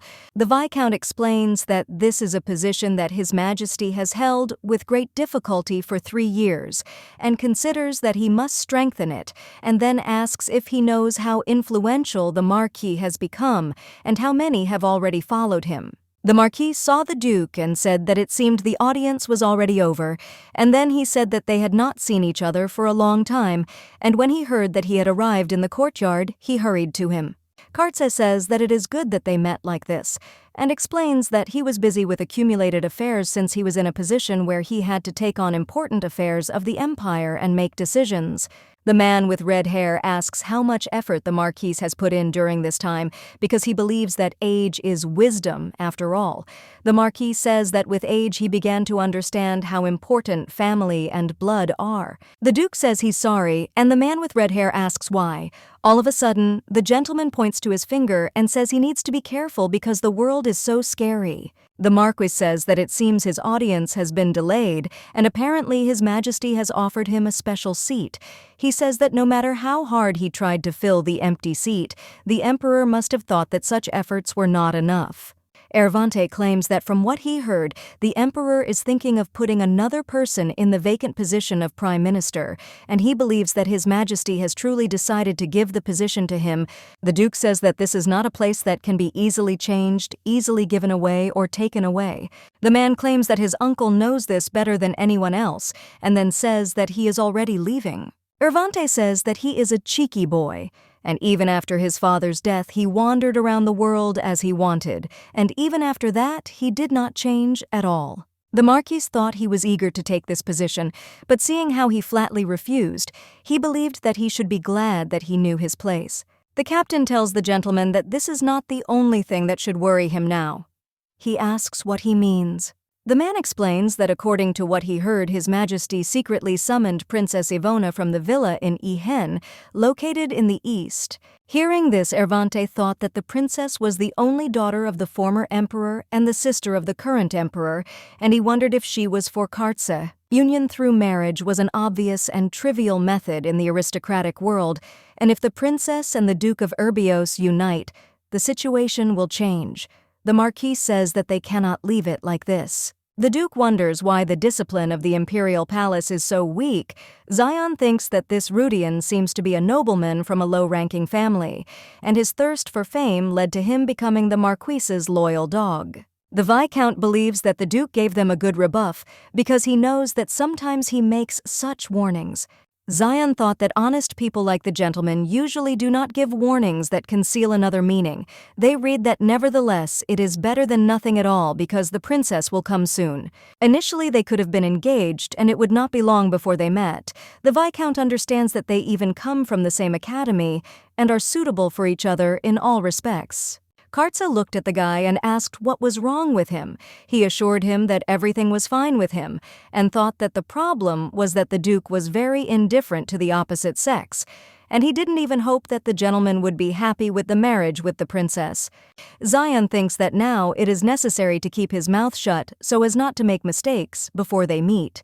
And then he tells the master that he probably understood from the behavior of the Marquis that he demonstrated recently that they can no longer wait. The Viscount argues that even if it is difficult to accept the post of Prime Minister, he should at least have one official post at the Imperial Palace. Kartse is informed that he agrees with him. Zion is informed that firstly, if His Excellency will manage some position, it will be easier to deal with the nobles. And then he is informed that if the gentleman is interested in something, then let him know about it. Zion claims that there are plenty of other positions, and if he is looking for a more peaceful position, he will choose any, except this one. However, the gentleman claims that this position should not be precisely this, because he believes that there is something to profit from there. The southern region has been noisy for the past 3 years. Due to various incidents, Irkana, a useless island located at the very southern border of the empire, was considered the best place to relax in the empire. On this island, there were even those who made a lot of money simply by selling water and air. In addition, it often happened that influential families in the south went bankrupt overnight. There were even womanizers who had a good reputation and broke the hearts of young ladies to pieces, but the opinion about the main hero of all these fraudulent events is divided. Some said that she was a beautiful widow from the capital, and others said that she was a sincere and pure lady who looked like a fairy. And there were also rumors that she was a strange lady raising her younger sister. The man turns to Lady Cecilia and suggests that she hurry up and return the amount he entrusted to her. And the girl looked at him in surprise and asked what he was talking about. He explained that he was talking about a leather bag that he left her 2 days ago, and there were at least hundreds of gold bars in it. The lady pretends that she hears about it for the first time. He says that now is not the time, and smilingly suggests that the lady not to behave like that. The man says he thinks she doesn't remember, and then asks if he didn't say anything earlier during the explanation about business. The lady tells the gentleman that if he trusts her with gold bars, he will receive dividends on the 10th of every month, and the lady then invests 20 gold bars. The lady wonders if he didn't get the interest for the first month then, and then asks if he remembers how happy he was that day. The man says that she finally remembered and asks if she wanted to take the gold bars from the bank vault and invest them too. He reminds her that she said she had 300 more. The lady says that this is true and this is exactly the entire inheritance from her father. He says that then the woman said that in order to take all the money from there, she needs to put another 100 gold coins into the bank, and reminds that he lent it to her 2 days ago. The lady states that she is not going to do this and is not going to make investments, and explains that she does not want to strive for quick riches. The gentleman says that it is unpleasant and believes that if it were a scam, he would have started paying her dividends at the beginning. She claims that she knew that he was not such a fraudster, and therefore accepted that money from him as the main investment and the interest received from it. The lady explains that of these 100 bars, 20 originally belonged to her, and the remaining 80 pieces are calculated as interest for 1 month at an annual rate of 5,000%. I heard this man say that it was complete nonsense. The lady shows him a contract stating that once a month on the 10th day, in case of non-fulfillment, the deposit will be confiscated, and then invites him to look and asks if this is where he signed. The man asks in surprise if they are scammers. She asks if he wanted to get his hands on her money. The gentleman objects and says that he didn't want it at all but was going to return it. The girl thanks him for returning it to her. She says that since they've decided everything, they can go their separate ways. The man screams and says that this is absurd and considers it a scam because they started it from the very beginning, and then screams and says that she is a cheeky girl and asks if she thinks that he will leave her alone. Suddenly, Aslan appears and threatens the gentleman with a knife. When he saw her, he thought he was lost, but he says that if he is an ordinary swindler, then these girls are the spawn of hell, and then he runs away. Aslan says that the sword gets longer every time it absorbs red liquid, so she wanted to test it out. Seyzel says that she's already tried it many times. The main character says that she called all the debtors from the gold bars and then offers to take 40 pieces and distribute them to them since she believes that in any case, they need to return the initial capital. Hearing this, the sister does not understand why she should return and also wonders why she is pretending to be a good girl. She says that because of the lady, they are called noble robbers. Seyzel tells her not to talk nonsense and suggests thinking carefully about what will happen to the victims in the future if they cannot get their money back. The lady believes that there are no born villains, and if their property is taken away, they lose their minds, and there is nothing more for them to fear in this world. And then she asks, what is good, whether the number of their competitors will increase. The main character claims that good people must also remain in the world to maintain balance. Raya says she thinks he should have taken the medicine, because even if it was a forgetting potion, he would have been deathly ill for a few days to completely forget what happened today. Seyzel thinks that it's all over anyway, and they can't even report such bastards. The doctor says that if they report them, they will only suffer losses. The reason why girls are called noble robbers is because they only look for and rob bad people, and when it comes to a large sum of money, you can't make a mistake. Ray and Aslan, with the help of medicine and a knife, cleaned up their tracks, and their motto was as if nothing had happened. They always identified the best prey and left no traces pretending to be stupid swindlers. The main character offers the girls champagne because she believes that they have worked hard for 3 years. There is no one left in this city that they could rob. The lady says that this is the last day in the South and thinks that it is necessary to celebrate well. The girl turns to her sister and suggests that they now take on a big deal and not such trifles. She claims that if they continue in the same spirit, when will they reach their goal, and then asks if she has forgotten what their goal is. Melissa says that now everything is over and she can forge any document and can also manipulate laws. At this time, the main character thought that she was not even so happy when she graduated with the best grades and passed the civil service exam, and she thinks that she is the same as she was then in St. Plesia. Melissa reports that she found out about what they had said earlier about the records of the National Office for Missing Children. The girl explains that if you go to the archives of the Human Resources Department of the Imperial Palace, there will be information about orphanages for homeless people and wanderers, and all this data is recorded in accounting documents. Melissa says that she got a job in the department where they collect information about people so that they can find her when they go to the capital. After all, she thinks that she will be able to immediately find out where the child they are looking for is. The lady turns to the girl and says that she could get a better job, but because of her. However, the girl interrupts her and objects and says that she must have all sorts of reasons to find this man. Seyzel agrees with her and says that they just need to find one more, and then they will be the perfect family. She says that the Human Resources Department sounds like a silver city where officials spend their time peacefully before retiring. The lady believes that in such a place they will be able to best control the situation and believes that this place must be run by someone without money, without experience, and without will. Melissa says that this famous duke will be her boss. Hearing this, the main character was surprised. At this time, the boy turns to the Duke and says that from this moment on, he has memorized everything. The young gentleman asks if he didn't tell him to call him brother. The boy asks, "How dare he?" The Duke says it's okay because he can call him that and then asks if there are any other difficulties.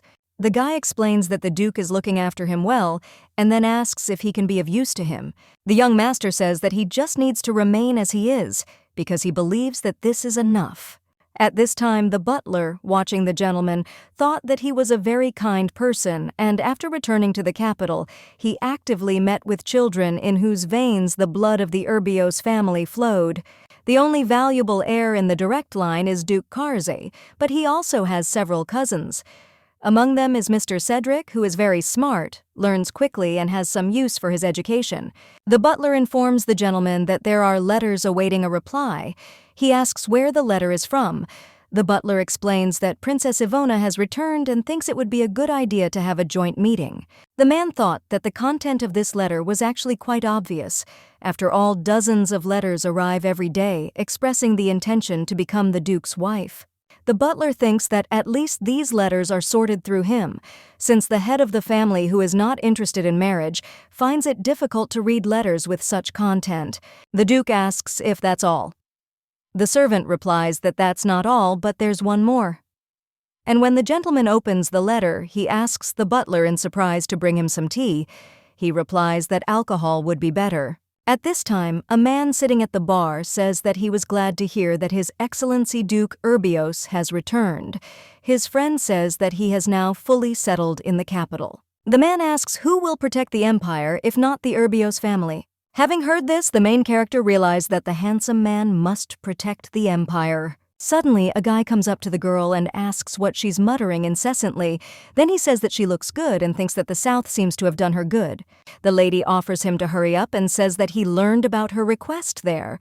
He replies that in 3 years, he learned everything that could be learned and then says that there are no traces. The man says he visited their orphanages and slums, and these girls were easy to find because she gave him information about their location and appearance. But this time, there is no information. The guy says that rumor has it that her sister got a job in the Human Resources Department and then asks if it wouldn't be better to look there. At this time, the main character thought that Kartzi was the man and everything about him was fine, except for his unwillingness to rise to a high position. And until now, to find the necessary information, she bribed people with money.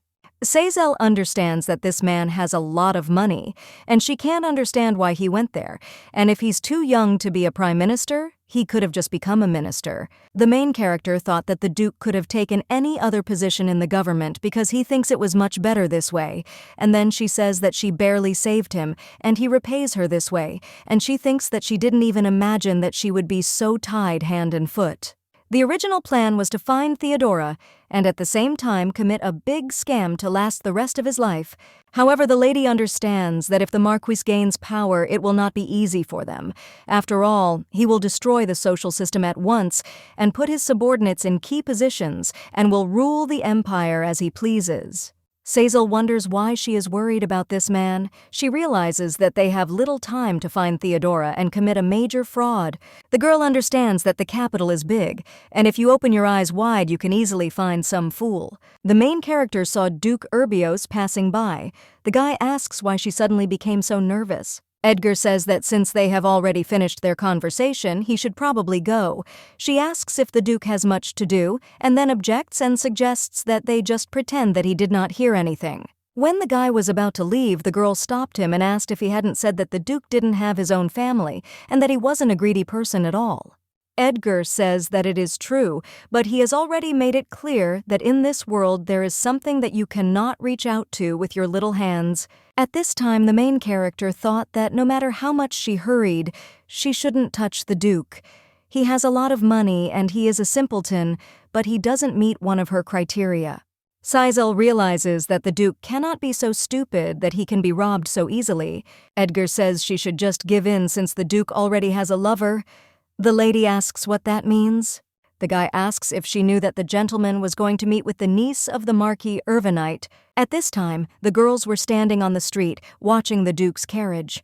Melissa says that she knew that the capital was completely different from her native land, and even the color and patterns on the carriages were different. Raya says that someday their Melissa will be able to meet the Duke of Urbios in person, and believes that someday this time will come. The doctor looked at her sister and asked what was wrong with her, and then she asked if she was mad again, because she only praised Melissa. Aslan objects and says that not at all, and then asks who needs her praise anyway. Raya says that Melissa will work next to Duke Urbios and asks if that is why she is jealous. She assures that it is not. The girl says that she is sure that she has seen a similar coat of arms somewhere before, but she thinks that it was not of the same shape. Raya tells Aslan that she were born in the north and lived there all their lives and were in the south until today, and then asks how she could see Duke Urbios living in the capital. The girl with silver hair asks if she said she saw the Duke, and she explains that she simply noticed the same coat of arms as on the carriage, and also claims that she saw the coat of arms with wings. Raya says that's why she asks when it was. Aslan wonders why she is asking her questions, and then asks who she is to doubt her. Melissa suggests that the girls separate for a while since she will not be held responsible if any of them get hurt. Saizel tells the girls that if they make a fuss, they should expect no mercy. Aslan talks to her sister and says that she should have come earlier because they saw such a sight. The lady says that she knows who passed by. The girl, surprised, asks her sister if she saw this man too. Saizel, smiling, says that he is their son-in-law. The Viscount asks the gentleman if his window is closed. He replies that it is not necessary. Sion says that one might think that this place is too noisy since they first arrived in the capital secretly, and therefore people were curious. And the assistant thinks that the townspeople are very pleased that the gentleman often appears in public, and he says that if he wants to show himself to the people, it would be better for him to mount a horse and ride past them. The gentleman says that this is unacceptable. The butler says that maybe he will find something interesting outside. Suddenly, the man heard someone swearing and saying that it sounded like women's voices, and he doesn't know what families they belong to, but he thinks that they are behaving wildly. The assistant asks why he is sweating and offers him a napkin to wipe the sweat with, and then asks if the voices of those ladies disturbed him. After all, he can't figure out what's wrong with him. The man says that the meeting he spoke about earlier is that he wants to see the Marquise's niece. He says that the gentleman only mentioned the meeting but did not set a time and reports that the other side has already asked many times. The butler says that they have already been rushed several times and then asks if the gentleman is having trouble now. Kartsa suggests setting up this meeting because he believes the time has come for it. Aslan asks the lady what she is going to do and what kind of wedding to hold and with whom. She replies that with Duke Urbios. Hearing this, the girls scream and ask if she has gone crazy, and also wonder if the lady knows who he is. Saizel tells him that she slept in the same bed with him for several nights, and that it was not a lie. Then she asks what they were thinking. Aslan says that before this she dragged some man into the barn and then forced them to take care of him for several days, and now she decided to make an attempt on the Duke. The sister says that it would be better if they came up with a more realistic plan and, for example, just kidnapped him. Hearing this, the girls were surprised and wondered if she really called this a realistic plan. Raya says that Aslan is right, and then asks what if they make a mistake and the wrath falls upon them. She thinks that people like them won't be able to touch it with a finger. Saizel objects and says that she not only touched him with her finger but also cut his stomach. Raya, surprised, asks the lady what she is talking about. The lady reports that she and Aslan even dragged this man on themselves. Hearing this, the girl asks in surprise what kind of nonsense this is. Aslan screams and says that she remembered that coat of arms and reports that it was the Urbios carriage. Raya says in surprise that it means that the man was Duke Urbios, and then asks why the truth about that man was revealed in such a way, and also wonders why the lady didn't tell them then. Saizel explains that if she had said so, the girl would not have sat idly by. Raya asks how she found out about it and dragged him there. The lady explains that it is a long story. Aslan asks if it's true that his sister prepared the ground in advance because she was going to rob him now, and then says that she thinks she's starting to respect the lady. Raya claims that she thought they were just doing a good deed, but it turns out they had such a large-scale plan. After all, they cured and then sent the gentleman home, and now they are going to carry out their machinations. Saizel claims that not to the same extent, and then explains that if that man lived the way she wanted him to, they would hardly have met, and asks what to do if he digs his own grave. The main character says that she is not stupid and was the one who saved his life, and then asks them if they think that she will just stand there and watch as another girl takes him away. At this time, the lady thought that this should not happen, and she believes that after 3 years of active fraudulent activity, only she can eat from the table that she set for herself. Saizel turns to the girls and asks them to imagine that they have donated 10,000 gold pieces to an annual fund to help those in need. Aslan says that she has not had such experience and therefore she cannot rearrange. The lady explains that it is as simple as an example and then asks what if some intermediary took away what she put in with all her heart. The sister says that she will find these 10,000 gold coins and add interest and also request compensation for moral damages. The lady says that this is it, and then says that she will be brief so that they understand and therefore suggests that they listen to her carefully. Seizel asks her sister if she said she wanted to play big, and also wonders if there is a person in the empire as rich as Duke Urbios from whom they can rip off money. The lady turns to Ray and says that if he left the princess with whom his life could be smooth for the sake of this to meet the niece of the man who wanted to harm him, and asks what she thinks about this, she replies that he is a fool. The lady says that this is excellent because she agrees. The mistress turns to Melissa and asks who will be the first to know about the child she is searching for throughout the empire. She replies that Duke Urbios. Seizel agrees with her and says that this is the only way for them, and therefore believes that this way they will be able to get the necessary information and grab a bigger piece before leaving the empire. Raya says that she cannot imagine it because she already understands that there are no loopholes or gaps. The main character understands that it will be difficult and not everything will go according to plan and asks if they know about it, and then she says that there are two types of things that don't work out. The lady says that to give up without really starting to think that this matter is impossible to calm yourself down by forgetting yourself in the corner of the room, and despite everything to desperately try and cling to any opportunity, ultimately having no regrets. Since the matter remains impossible, she asks what the ladies choose. The girls say that they have to try desperately and cling to the end. The lady came to the fortune teller and said that she wanted to see if everything would be okay between her daughter and the Duke. The woman stroking the circle says that she will take a look. Now the lady says that she is not the kind of person who believes in such things, but she has heard that it has become very popular lately. The lady says that in fact there is nothing in which their family is inferior to the Duke's. And then she says that in Sarthe, everyone knows the reputation of their family and they have no sins. The fortune teller screams and asks where such a lie came from. The lady asks how she dares to say such a thing and then asks if the fortune teller knows who she is. The woman asks how Madame dares to lie to her knowing who she serves, and then says that she said that their family has no sins and asks if Madame knows what problems are hanging over them. The fortune teller says that now she will look and says that the dark clouds will disperse, and then she says that her husband must have 3 hidden children. The lady asks in surprise how this is possible. The woman suggests waiting and then says that this is not all and the clouds show her one more thing. The fortune teller asks what the man did again and what this time. She tells him that the dark clouds are directing her to the blue roofs on 17th Street and claims that she can go and check there.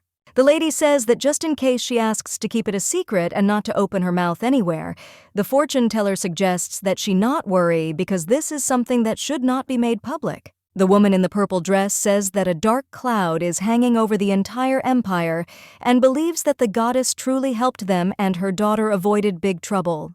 The lady asks if she is talking about their Rubia. She replies that it is not where the clouds are heading and that it is the first street of Fernhart. The marquise claims that if she is talking about the first street of Fernhart, then Duke Urbios is there. And then she asks the woman if she knows that today's conversation is a secret. When the ladies left, the girl smilingly asks what other secrets and says that these were the most talkative mother and daughter of Biene, and now in 2 days everything will spread. The main character asks if there are any more rumors to spread. Aslan says that it is not just a rumor, and then asks if she did not see the expressions on their faces and claims that they will make a mountain out of a molehill.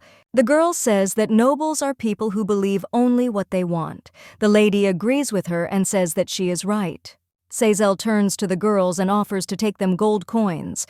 After all, she understands that it is thanks to these children that Aslan became famous as the best fortune teller in just 2 weeks. The main character believes that children's mouths were much more effective than any male. Because of the short time it was easy to become famous in the back streets of taverns and shopping areas. Aslan says that to all the existing rumors, those mother and daughter will add even more unreliable information, because they understand that there are no people left who do not know what happened to the Duke's first wife. The girl says that this is a curse, and if you marry the Duke of Urbios, then within 1 year you can die from the curse. Aslan asks if this is not absurd, and then wonders what kind of fools fall for such a lie. At this time, the main character thought that it was good that she entrusted this matter to her sister, since she believes that it is in keeping with her abilities. The girl tells the lady that she needs to get back to work and then asks what she will do. She replies that if the curse is cast, then they must make it real. The lady with the red hair asks the ladies if they heard the news, and then says that she really shouldn't say that. Karina asks if this concerns His Excellency the Duke, because she still doesn't believe it since these are rumors without any evidence. The lady says that she is right, because they say that because of the strange spiritual energy, ladies usually do not live in that house for long, and this is the first time she hears about the existence of such ridiculous rumors. The girl with red hair reports that she heard that even just having evil thoughts about the Duke can be cursed, and asks what kind of nonsense this is. The lady says that she had no such thoughts, and she does not understand how she dares to do so in relation to such a person as the Duke. And her friend agrees with her and says that she also thinks so because she believes that a duchess should have natural dignity. The lady offers to drink tea, and when she took a sip, she spat out red liquid. But suddenly, the ladies who came to her were also stained. At this time, Raya thought that it wasn't even blood, and she didn't understand why they were screaming like that. After all, she knew that the red color was the result of the reaction of the cookie residue in her mouth with the tea leaves of the flannel. And before the guards arrived, oxidation would occur, and therefore no traces would remain. Raya says there shouldn't be any pain, and then asks why they were making so much noise. The main character says what difference does it make, because she thinks the main thing is that it worked, and she says that now the story about the curse will be more widely spread. Kartsa asks the lady if she likes the tea. She replies that the tea has such a wonderful aroma that even without realizing it, she did nothing but smell it. The gentleman says that he is glad to hear this, and Julia claims that drinking tea with the Duke is also a pleasure. And at that time, the lady thought that she should continue in the same spirit, because she considered that this place had been prepared for her with difficulty, because she had turned the whole house upside down, and even begged Aunt Ervante.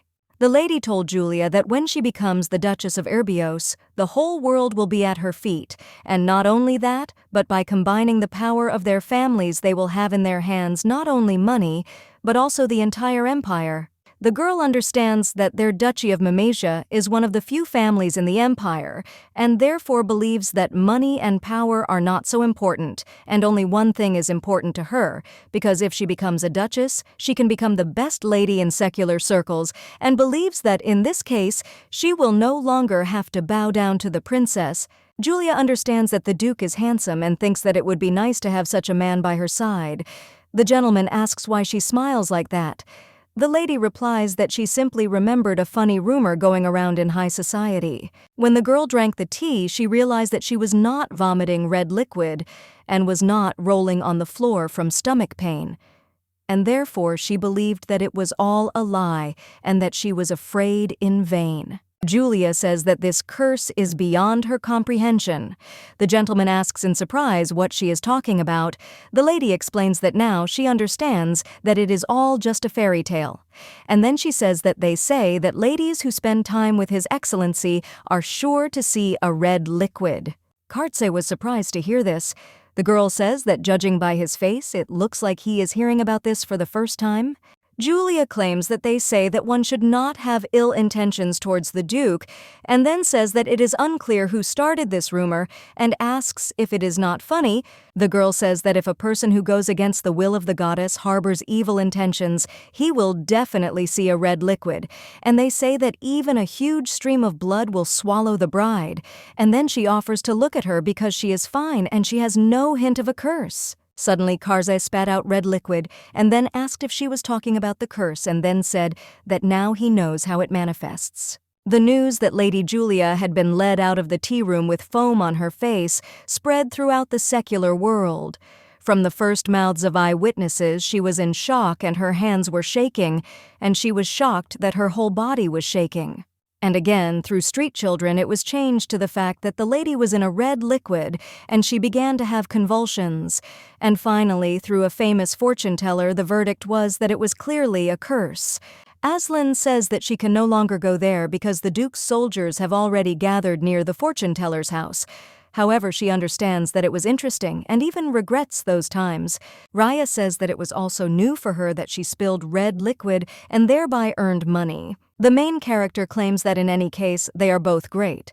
The sister asks what the next step will be because she thinks that now is not the time to take a bath so carefree. Aslan turns to her sister and says that now all competitors have been eliminated, and then asks if it is time to show herself to the bride. The lady asks Melissa if she will give her what she asked for, and then suggests listening carefully, and reads that from the northern town based in Paran. Baron Farzan's eldest daughter, Iris, has chestnut hair and a gentle disposition. She is a gentle girl with a shining smile, and she does not give up despite the difficult family circumstances. And then she says that this girl is her. The main character asks how they like her smile, and also asks if she looks friendly. The girls say that she really does look like a completely different person.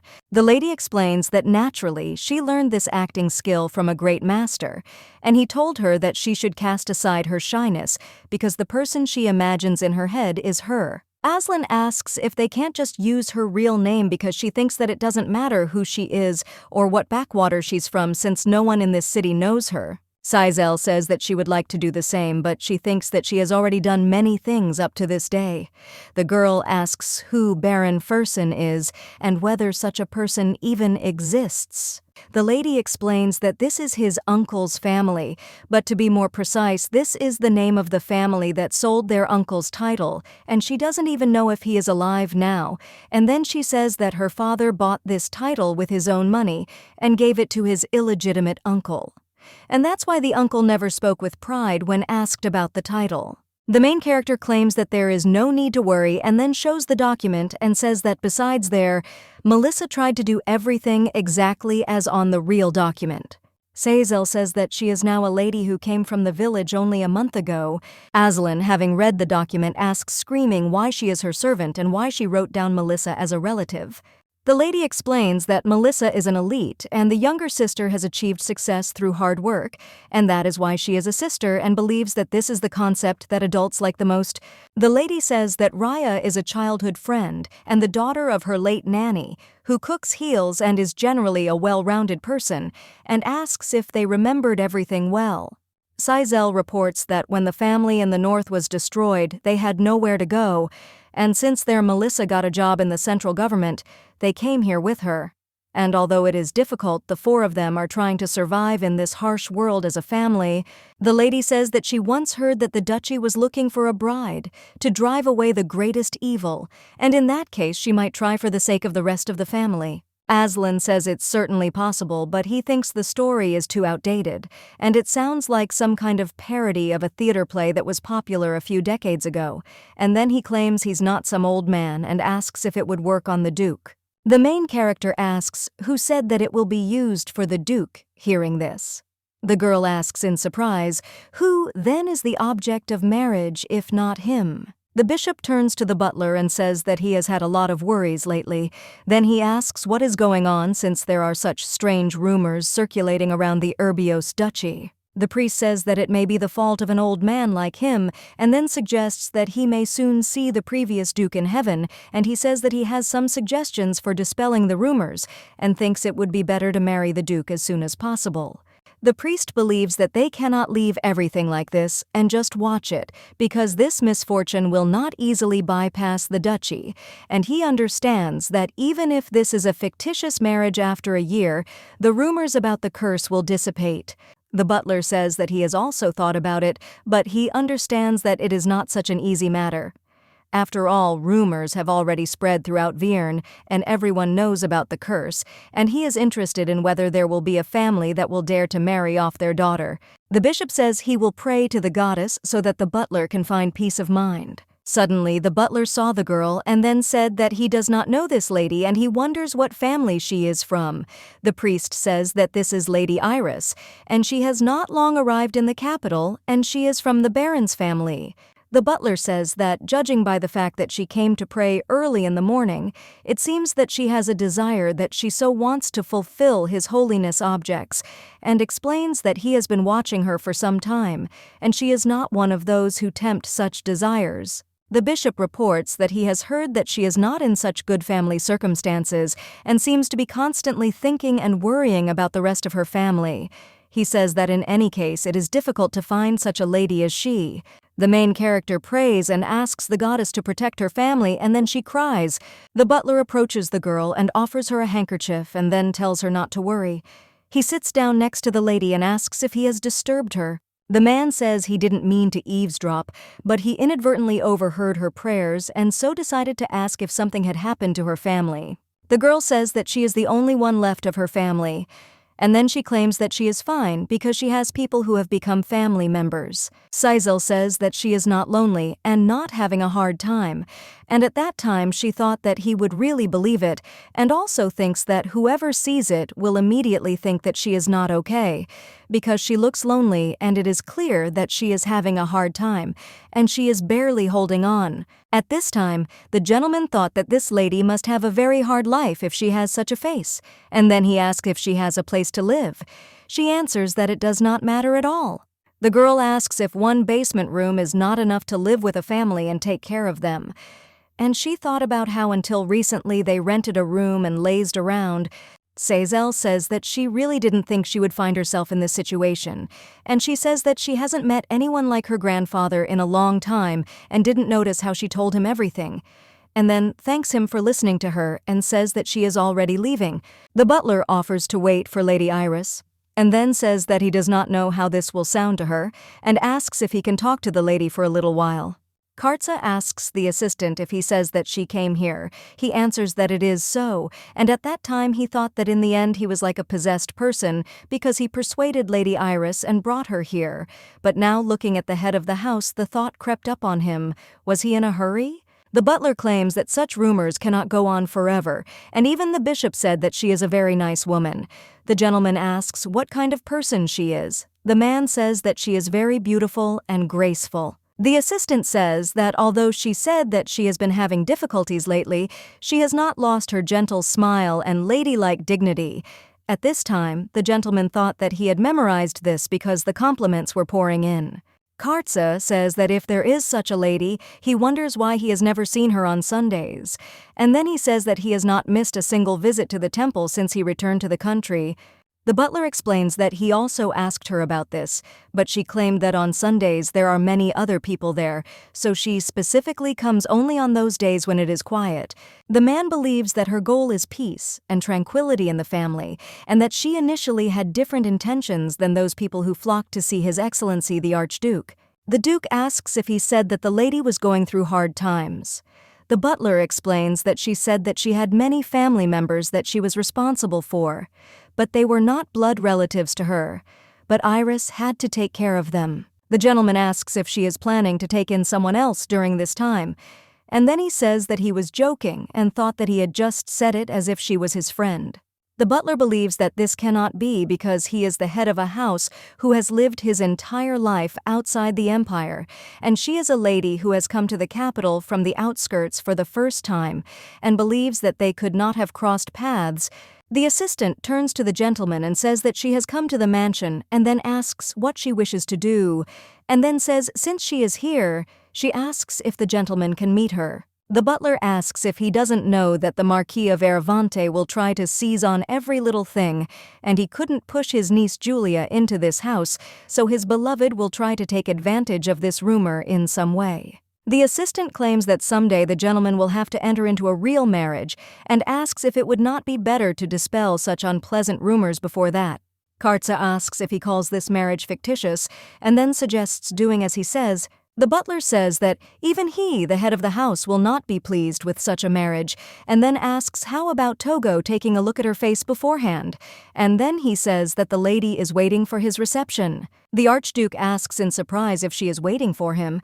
He replies that it is a marriage contract and asks if they can get married without ever seeing each other. The assistant says that if he finds it unacceptable, he will explain it to the lady somehow. However, the gentleman claims that it is not necessary because he believes that nothing can be done now. Aslan says with delight that they really succeeded because this is the living room of the Urbios Duchy, and she says that she thought that she was the most cunning girl in this world, but as expected, she could not surpass her sister. Sizel thanks for the praise. The girl says that she really has become an ideal lady and asks if it is too scary. At this time, the main character thought that she does not know this, because before returning to the past, her life was exactly like this. Aslan asks when this man will come, and says that they themselves offered to conclude a contract, and now they are trying to slip away. The lady suggests that she watch her language because he is not a man but a duke. The main character saw that her sister had suddenly hidden a precious brooch and then screaming turned to her and suggested not to do this, but to put it back in its place right now. Aslan says discontentedly that it is not interesting. The lady asks if she is here stealing things because of interest, and then claims that she must be careful because there is still one obstacle left. The lady explains that the thing is that they haven't seen each other yet, and it's the last ambush before the marriage. She says that maybe the Duke remembers them. The girl with silver hair says that this will not happen under any circumstances because Raya gave him a small dose of medicine. At this time, the main character thought that it was strange because her heart was tingling. I think that maybe this is conscience. Sazal thought that maybe it was because Karzai was the man she saved with her own hands, but she assumed that maybe he was not a bad person at all. The butler asks how long she has been waiting. The lady asks where His Excellency the Duke is. The man says that he will come here soon, and he came early just in case to say that their leader is a man of few words and a quiet man. Hearing this, the main character thought that she knew this because sometimes, in order to check whether he was breathing or not, she put her fingers under his nose. The butler says that this is a very sudden news about marriage, and therefore offers to understand if the head of the house will be a little harsh with her. The girl agrees with him, and at this time thinks that not only his behavior but also his whole body is cruel. The man says that since he is in a hurry to come down from his office, he will not be so dressed up. The lady says that it is not a big deal, and thinks that this is enough, considering that he was lying half naked on a bed in some barn, and then remembers that she undressed him herself. Sazal says she doesn't pay attention to such things. The gentleman comes in and says he's late, then he says his name is Kartsa Erbios. Seeing him, the lady thought that he was the most insensitive blockhead and then greeted His Excellency. The girl does not understand why he dressed up like that. The butler offers to talk about the contract again, and then says that if she signs the document, then starting from the day the state is founded, she will be the Duchess of Erbios for 1 year. Sazal says she knows it. The man says she may have heard that under this contract an advance payment of 100,000 gold will be made, and in addition 10,000 gold will be received monthly. However, at this time the girl was wondering whether he knew or not. The butler tells the lady that she has nothing to worry about, and since everything they want, but she interrupts him and says that she knows that she must be devoted as befits a duchess, and be quiet as a mouse. At this time, the main character thought that he should not worry because as soon as she finds one person, she will take the money and leave without problems, and she thinks that this is enough for cooperation so that he is satisfied. The butler says that there is one last point and the expiration date of this contract, but suddenly the gentleman interrupts him and asks how much longer he has to wait. Sazal thought about Karsi being displeased. He approaches the lady and asks if she has any more questions about the engagement. She replies that she has no questions. The young gentleman says that he has to go. The butler explains that he usually doesn't behave like this and thinks that he's probably busy with something. At this time, the main character thought that he did not remember her, and he did not recognize her and therefore thinks that everything is fine. The butler thanks the lady for understanding. The man says that the Duchess needs to prepare her wedding dress, and therefore offers to follow him. Sazal asks Aslan if she has forgotten her role and then suggests that she be polite. She claims that her abilities do not suit her to be a maid. The lady asks if she thinks she always dreamed of getting married, and then asks where she saw that their work was suitable for her abilities, and claims that this is unprofessional on her part. The girl tells her sister that she understood her and tells her not to yell. The main character asks the butler why he suddenly stopped. He says that there is something there, and at that moment the lady saw the gentleman. The butler says that they have come to prepare an outfit for the lady and then asks why the gentleman is in this place. He replies that this is his house. Karsi says that he has many things to take care of and so he will leave, and then asks what the lady is doing. She replies that she has nothing to do in principle and says that if he allows her, she would like to look around the duchy a little. The butler says that she will be staying here for a whole year and therefore she should know the mansion. He suggests that she wait a little since he has asked the servants to leave here, and therefore it will take some time to call them. The butler says that you can't trust just anyone to accompany Duchess Urbios, so he'll see who's best. Then he says that there is a suitable candidate, and that person could easily accompany her. At this moment, the gentleman dropped the vase and it fell on the floor and broke. The butler asks if he is hurt. Kartsa claims that everything is fine, and then explains that it happened by accident, and suggests that they continue the conversation, since it seems to him that he was going to find an escort for the lady. The gentleman tells the assistant that if he thinks about it, there is a suitable person, and the one who knows the mansion best and is worthy of being near the Duchess. And the butler asks if the Archduke is against it. He answers that he agrees. Kartsa gives the lady his hands and invites her to go. At this time, she thought that she had a feeling that if he took off his gloves, animal claws would be exposed, and she did not understand why she felt so uneasy, and then she agreed to go with him. Sisel thought about how strange it felt to be a married lady, and she remembers that in her past life, despite the fact that different men were spinning around her, she was not married, and she was often abandoned when she ran out of money. The girl could not imagine that she would marry Duke Urbios, who is considered the best groom in the empire, and she believes that he does not really recognize her, and therefore there is no reason to hesitate next to him, and she wonders what kind of man he has become. The lady thought that the one they saved had grown up so worthy and noble, he had matured so much that he was now accompanying the lady. The gentleman asks the girl if she feels awkward around him. She is surprised to hear this and then answers that she doesn't feel awkward at all, and she thinks that he has grown up since he learned to ask women such questions, and he thinks that one way or another it is better to remain on good terms with him. Sisel says that maybe the Duke is uncomfortable and thinks that it should be new to start such a relationship. He objects and says that he is used to it. At this time, the girl thought that maybe he had met a lady in the past years, and then says that in their time it is better to get acquainted and date at least one person before marriage. The gentleman says that he despises such things. Hearing this, the girl does not understand what is wrong with him. Kartsa claims that it is wrong and so frivolous to meet and break up with someone, and then asks if the difference between a man and an animal is not that he takes responsibility for his actions and feelings. Sisel agrees with him and says that he is right, and at that time she thought that she almost forgot who his father is. He asks the lady why she is looking at him like that. She says that it was just like that, and at that time it seemed to her that she was looking at her past self. After all, she came to the realization after 10 years of prison, but it seems that this man has not changed at all. The lady thought that thanks to this she could easily fool him and take the place of his wife. The gentleman asks what she thinks, the lady asks what he is talking about.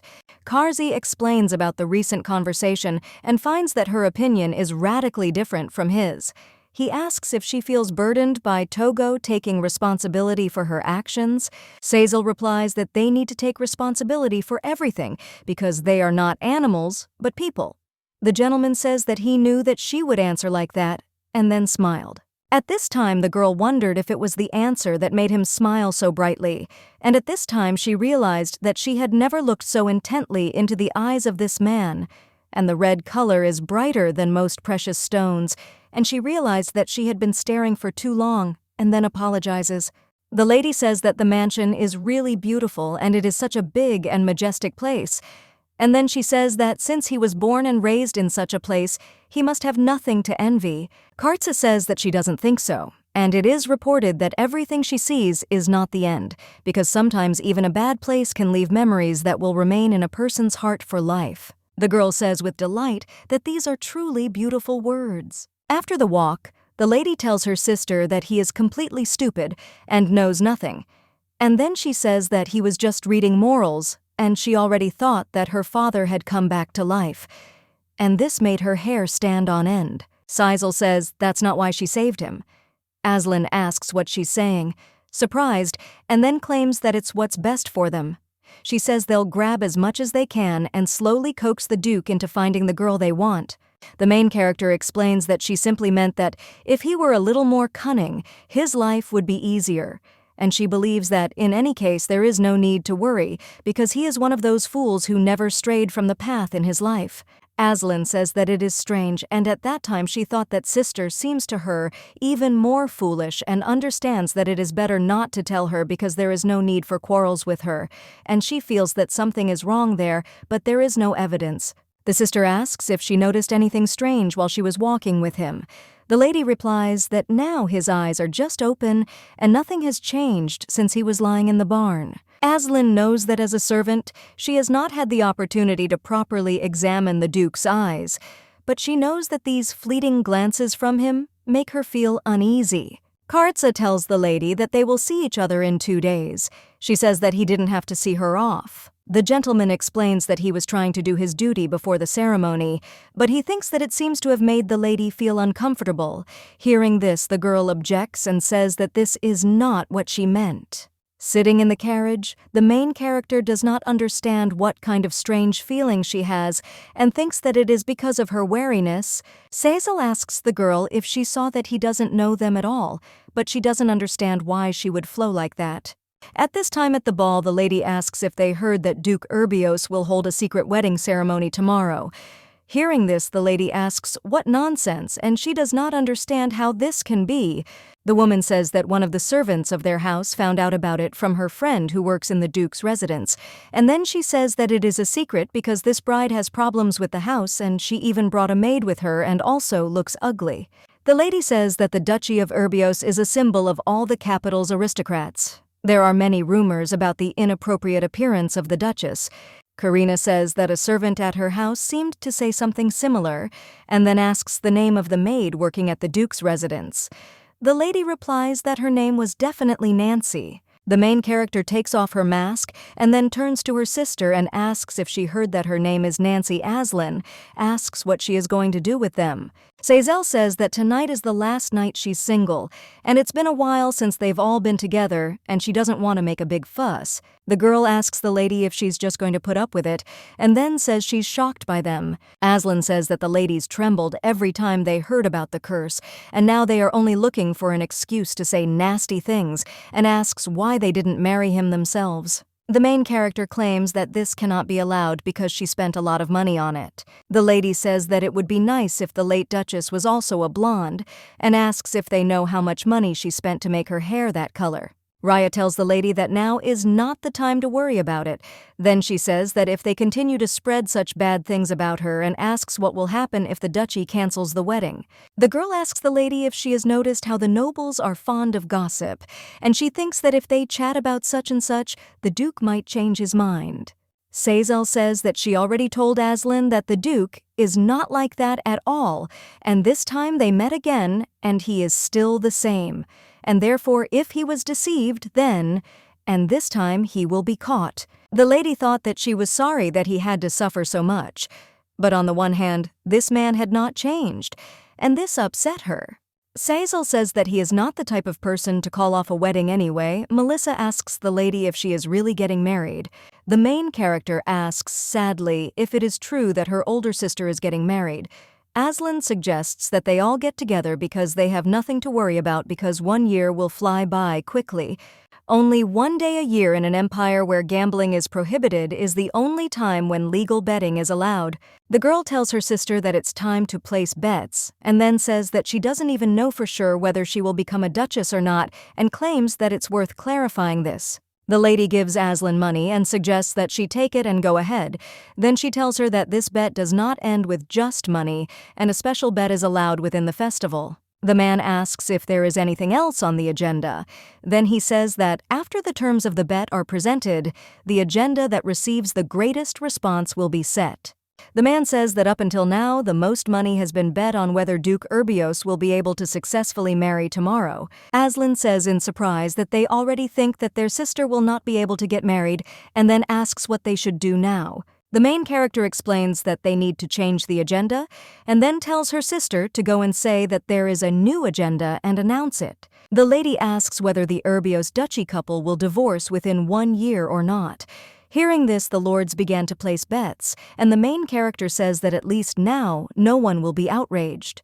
Sazel claims that she is now sure that most of them are now waiting for her to get married, and believes that only then will there be the divorce they so desire. The world is initially built on the fact that people like something bad more than something good, especially when it comes to issues such as personal life. Everyone goes crazy. The lady says that since there is going to be a wedding anyway, she suggests that they raise a little extra income from it, and then she says that it would be nice to have an extra penny and that they can go and place a bet too. The main character understands that such a bet will not bring much money and believes that in order for it to take place, bets need to be made on both sides, and she says that they can just wait quietly and suggests that the girl should worry about me. Sazel wonders why Aslan isn't coming back and what she's doing up ahead. The man asks if they have any more bets. The Duke says he's betting $1 million that they won't get divorced. Seeing the Duke, the lady was surprised, and the sister said that she didn't say that he was so stupid. The next day, the young gentleman asks the lady if something is wrong with her. She replies that everything is fine, but he claims that she looks bad. At this time, the main character thought that it was easy for him to say, because of what happened yesterday, she couldn't even close her eyes. I think that no matter how much money he has, he can't throw it away like that. The girl does not understand why the wedding ceremony is so large scale. After all, she thought that only close relatives would gather, and it was assumed that they would live quietly for 1 year and then go their separate ways. She does not understand why such a lavish wedding is arranged. Sazel thought that this was being done in order to advertise the divorced man in advance. Kartsa says that if it is hard for her, then the ceremony. However, the girl interrupts him and says that there is no need to interrupt since she believes that it will end soon anyway. The gentleman tells the lady that he wanted to tell her to be patient for a while. The bishop says that now they will move on to the vows and asks the Duke if he will say the marriage vows. Kartsa says that as the head of the Urbios family following the will of the goddess, he will fulfill his marital duty before God with body and soul. The priest tells the Duchess that she can say that as a person, she will take responsibility for her marriage with her mind and soul. She says that she knows she has to say that. The bishop asks if there is anyone against the marriage of this couple, and then says that he sees that there is not. At this time the girl thought that of course not, since all the nobles have placed their bets. The priest announces that all the meals have been prepared, and now with the blessing of the great goddess and under the protection of the emperor, the two become husband and wife. At this time, the main character thought that she was now a married girl, and the priest suggested ending the ceremony with a vow kiss. Hearing this, the lady was surprised because she wondered whether it was necessary to do this in a contract marriage. The Duke asks the lady where she is going and then hugs her and kisses her on the lips. At this time, the girl does not understand why he is a good kisser at all. Karsi asks the girl if she is okay and then takes her hand. At this time, the sister thought that it seemed like the lady liked it, and the main character thinks that the girls will mock her for another 100 years. At this time, their uncle comes up to them and asks Kartse what is going on, and says that one way or another he should be congratulated. The young gentleman thanks his uncle, and the Marquis says that it looks like he really did marry them, and he thinks that there is no point in saying this now, but during the life of his elder brother, such a marriage would have been impossible. Kartsa says that apparently he knew perfectly well what his father wanted. He replies that this is natural since he was his only brother, and therefore if his nephew ever experiences difficulties, he should turn to him. The Marquis says that judging by what he heard last night in the square, he thinks that his nephew has gone too far, and then he says that nevertheless, he must think about the authority of the duchy, and if he himself loses having made such a bet, there will be a lot of talk. The Duke insists that it is a small amount, and therefore thinks that everything is fine, and then says that if you think about it, the last amount he borrowed from his father was about the same. Kartse says that it seems to him that his uncle does not experience difficulties from this, and therefore there will be no special problems. And he says that in any case his late father would have liked the fact that his brother came here in person. The Duke says he hopes he will be safe on his way back from here. The Marquis says that it annoys him to hear him speak like that. Ervante claims that as far as financial matters are concerned, it seems that Karze had some misunderstanding, and he recalls that when it comes to investments, so does his brother. The young gentleman interrupts him and says that if his father were in his place, he would not be having other conversations, but would be enjoying his nephew's wedding. Suddenly the uncle became interested in what his nephew was looking at, the princess or the knights sent by the emperor. The marquise says that she is his nephew's fiancée, but he hasn't really seen her face, and then asks, how about moving her? Uncle asks if there are reasons why it is not possible. Kartsa replies that there is no reason, but he is worried. The Marquis says that he has already heard about the bride and therefore suggests that he should not worry. And then he claims that since he has already married, there is no need to hide her any longer. He wonders if there is any need to tremble over her, since he believes that in any case, everyone already knows about everything. Kartsa asks if he really thought now that he would worry about his wife. Uncle asks, not so, and suggest him not to worry because he will not ask questions that will put the Duchess in an awkward position. The young gentleman says that because of this, the Duke's family will not fall flat on their face, and then explains that he meant his uncle. Hearing this, Ervante turned around and left. Zion tells the master that he did the right thing because he does not understand how his uncle dares to come to such a place and disturb him, and then asks if it is too impudent. The Viscount says that it was obvious that the Marquis intended to disgrace the Duchess. Then he claims that he did a very good job of it and asks how the gentleman came up with such a thing. Kartsa explained that he was sincere because he was worried about his uncle. The main character saw that the gentleman had just smiled while talking to the Marquis, and at that moment she thought about whether he knew who had brought him to such a state. Sazal doesn't understand why there are no decent people around her, and wonders if it wouldn't be better to just rob him blind with a clear conscience. The girl thought that if her boys were nearby, she could at least speak out, but she understands that the servants cannot even attend the wedding feast. Suddenly, Princess Ivona came up to the girl and greeted her. Sazal said that it was an honor to meet the princess. Ivona claims that she is delighted to meet the famous new Duchess. At this time, the main character thought that those rumors spread by the ladies at yesterday's festival seemed to be only about her and the wedding, and she thinks that since they went to the same academy, there must have been something between them. Sazal realized that everyone around was curious about the conversation between the princess and the Duchess, and even that man was looking at them. She noticed that he was even looking at the princess. The main character thought that if it came down to it, the two of them should have gotten everything from the very beginning, and she thinks that if that were the case, she wouldn't have been able to fool Kartse and get there. The princess turns to the Duchess and she apologizes and then asks what the lady said, and at that moment she became curious about what she really wants. Sazal asks if the princess has something to say about the Duke, and she thinks that judging by the expression on her face, she hit the nail on the head. The main character assures that everything is fine and she can talk. The princess says that those rumors are about the Duchess. The lady asks if she is talking about those bets last night, and then claims that they are just bets at the festival and should not be taken seriously. Ivona says that this is not the case. However, the lady continues to speak and assures that it is true. She says that for the honor of the Urbios family, the Duke hoped that unpleasant conversations would not come up again, and that is why he made such a bet. Sazal looked at the princess and thought that she was cute and didn't know that she had a weakness for it. The Duchess asks if she is interested in anything, then maybe she should call the Duke. The princess assures that there is no need to do that. And at that time the lady thought that if she retreats like that and she shouldn't lean on her, and since a year after she leaves, the princess will be the most ideal partner for Kartsa, and within a year, no matter what anyone says, he is her husband. The girl understands that since she has received enough money, she must conscientiously fulfill the terms of the contract, no matter how nice the princess is. The Duchess asks the princess if she can leave her as she thinks the butler is looking for her. Ivona says that then they will see each other next time. The lady says that it was an honor to meet her. The maid of honor turns to the princess and says that they need to go back. The lady says that it seems that she really doesn't know anything because the Duke has never lost a bet in his life.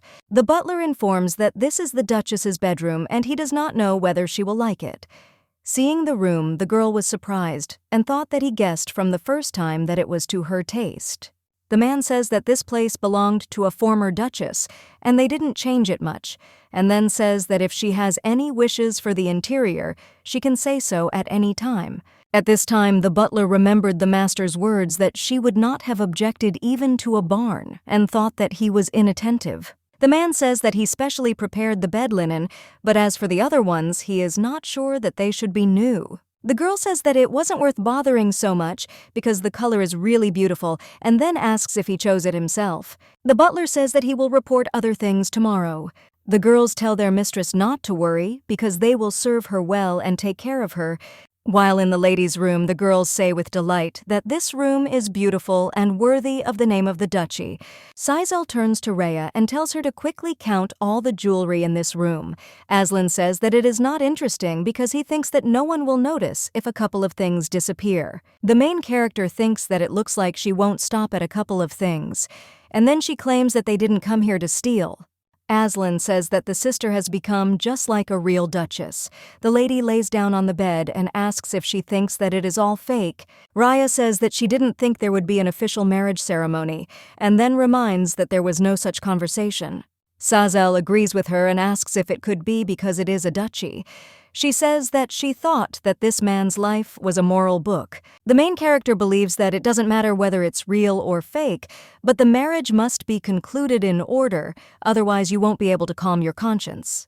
Aslan objects and says that this is not it at all, and then she says that earlier when she lived in the alley, there was a famous drunkard there.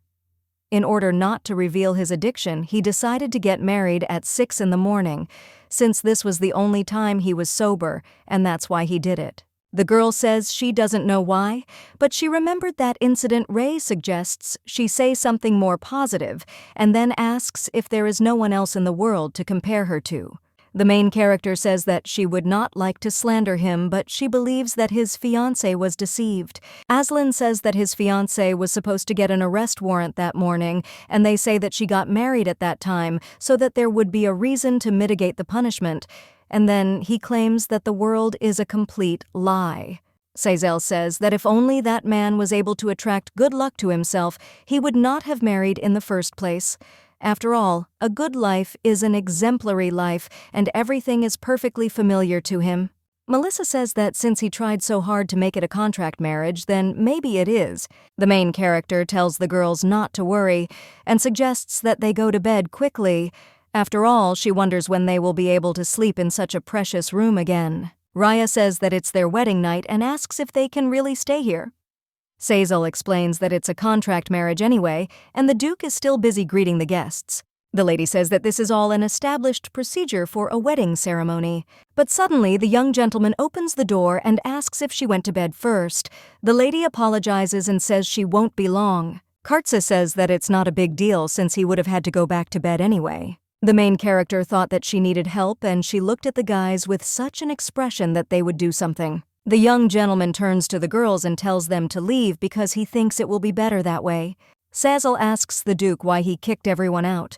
He explains that it's only natural since it's the wedding night. Kartze invites the lady to lie down more comfortably and informs her that all the guests have already left and the butler will deal with the remaining matters. The Duke looked at the girl and called her his wife and then asked what was wrong with her. The lady asks in surprise if he calls her his wife, and then says that it is so sudden. He asks if she thought that he would call her lady after the wedding.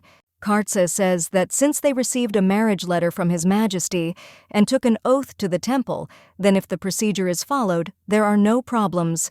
At this time, the main character thought that she did not understand how long this would continue, and then she asked if he knew for sure that she was going to live as a duchess under a contract for a year. The man says that from today, this very year begins.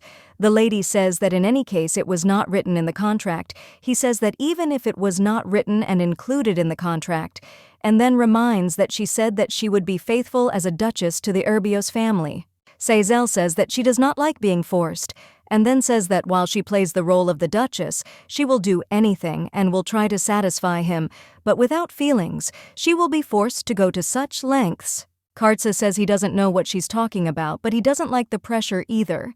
He says it's tradition and the groom's duty. The young gentleman touches the girl's face and says that if she thinks that this is coercion, she assures that this is not so at all, and at that moment she thought that he came to lift the veil. Kartze says that he is leaving. At this time, the main character thought that it was good but awkward. The gentleman says that he will tell the butler everything himself and then asks his wife what about the guests. Sisel says that she also greeted them, and luckily Princess Yvonne greeted her first. The Duke asks what she said. The lady replies that there was no special conversation, and then says that it is strange to say this, but she is a very young and pure girl. Sisel says that she thinks the princess grew up in wonderful conditions and is a good fit for him, and then reminds him that he said he would go to his room. The gentleman explains that he decided not to leave, and the girl asks in surprise why he answers that this is his home and she is now his wife. Karza touches the girl's head and suggests that she go to bed quickly. He says that he will tell her in advance to refrain from forcing her to do anything. Lying on the bed, the girl thought about how she had been pushed away and believed that if she was embarrassed by the swindler, her pride would not be hurt. Sisel knows she can't stand it when such a jerk puts her in an awkward position. When the girl fell asleep, the gentleman looked at her and thought that she was still the same as before. He thinks that it was not necessary to do this. There was a time when the main character lost everything and wandered the streets, and in this world there was nothing that belonged to her. No friends, no love, no money. The girl thinks that maybe that's why after she got into the cell, she liked feeling someone's warmth the most. After all, she didn't know if this day would be her last and therefore wanted to enjoy this warm night. In the morning, the Duchess woke up and saw that the gentleman was gone. Sisel turns to the girls and says that he is not there and thank God, and then says that a big problem almost arose. Raya says her face is glowing and then asks what they did all night. The lady explains that she was just sleeping. Aslan asks if she wants them to believe it. The lady says that if they don't believe they can go and ask the Duke. The sister says that she will go now and ask directly. Layad suggests that she wait, and then says that it is best to actually go and ask. Sisel says it's not funny anymore and suggests they stop. Then she asks if they should waste their time on this. The Duchess asks when the Duke managed to leave.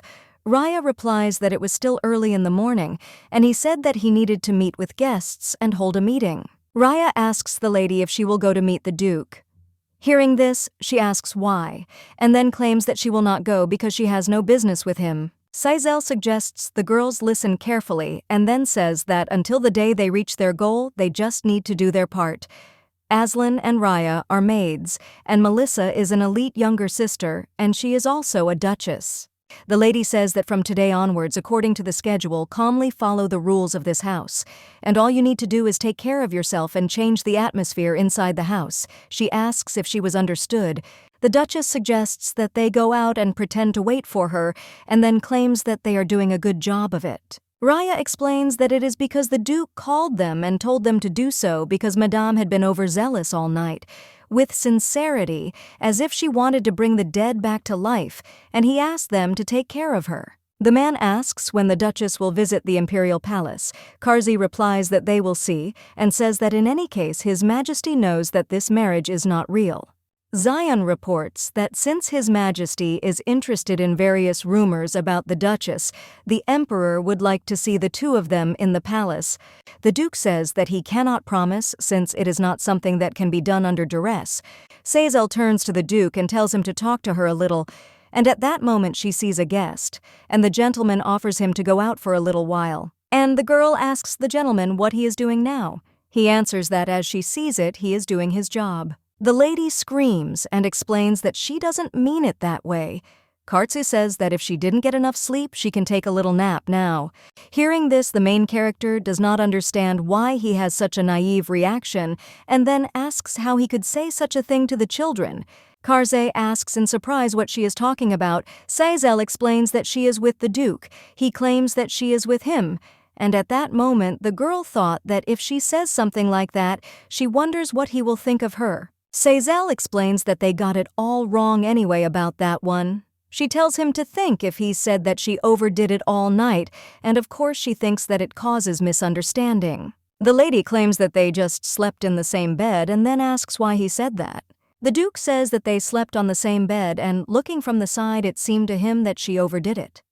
The girl asks in surprise what she did, and at that time he thought that maybe she slept the same way as when she was in prison.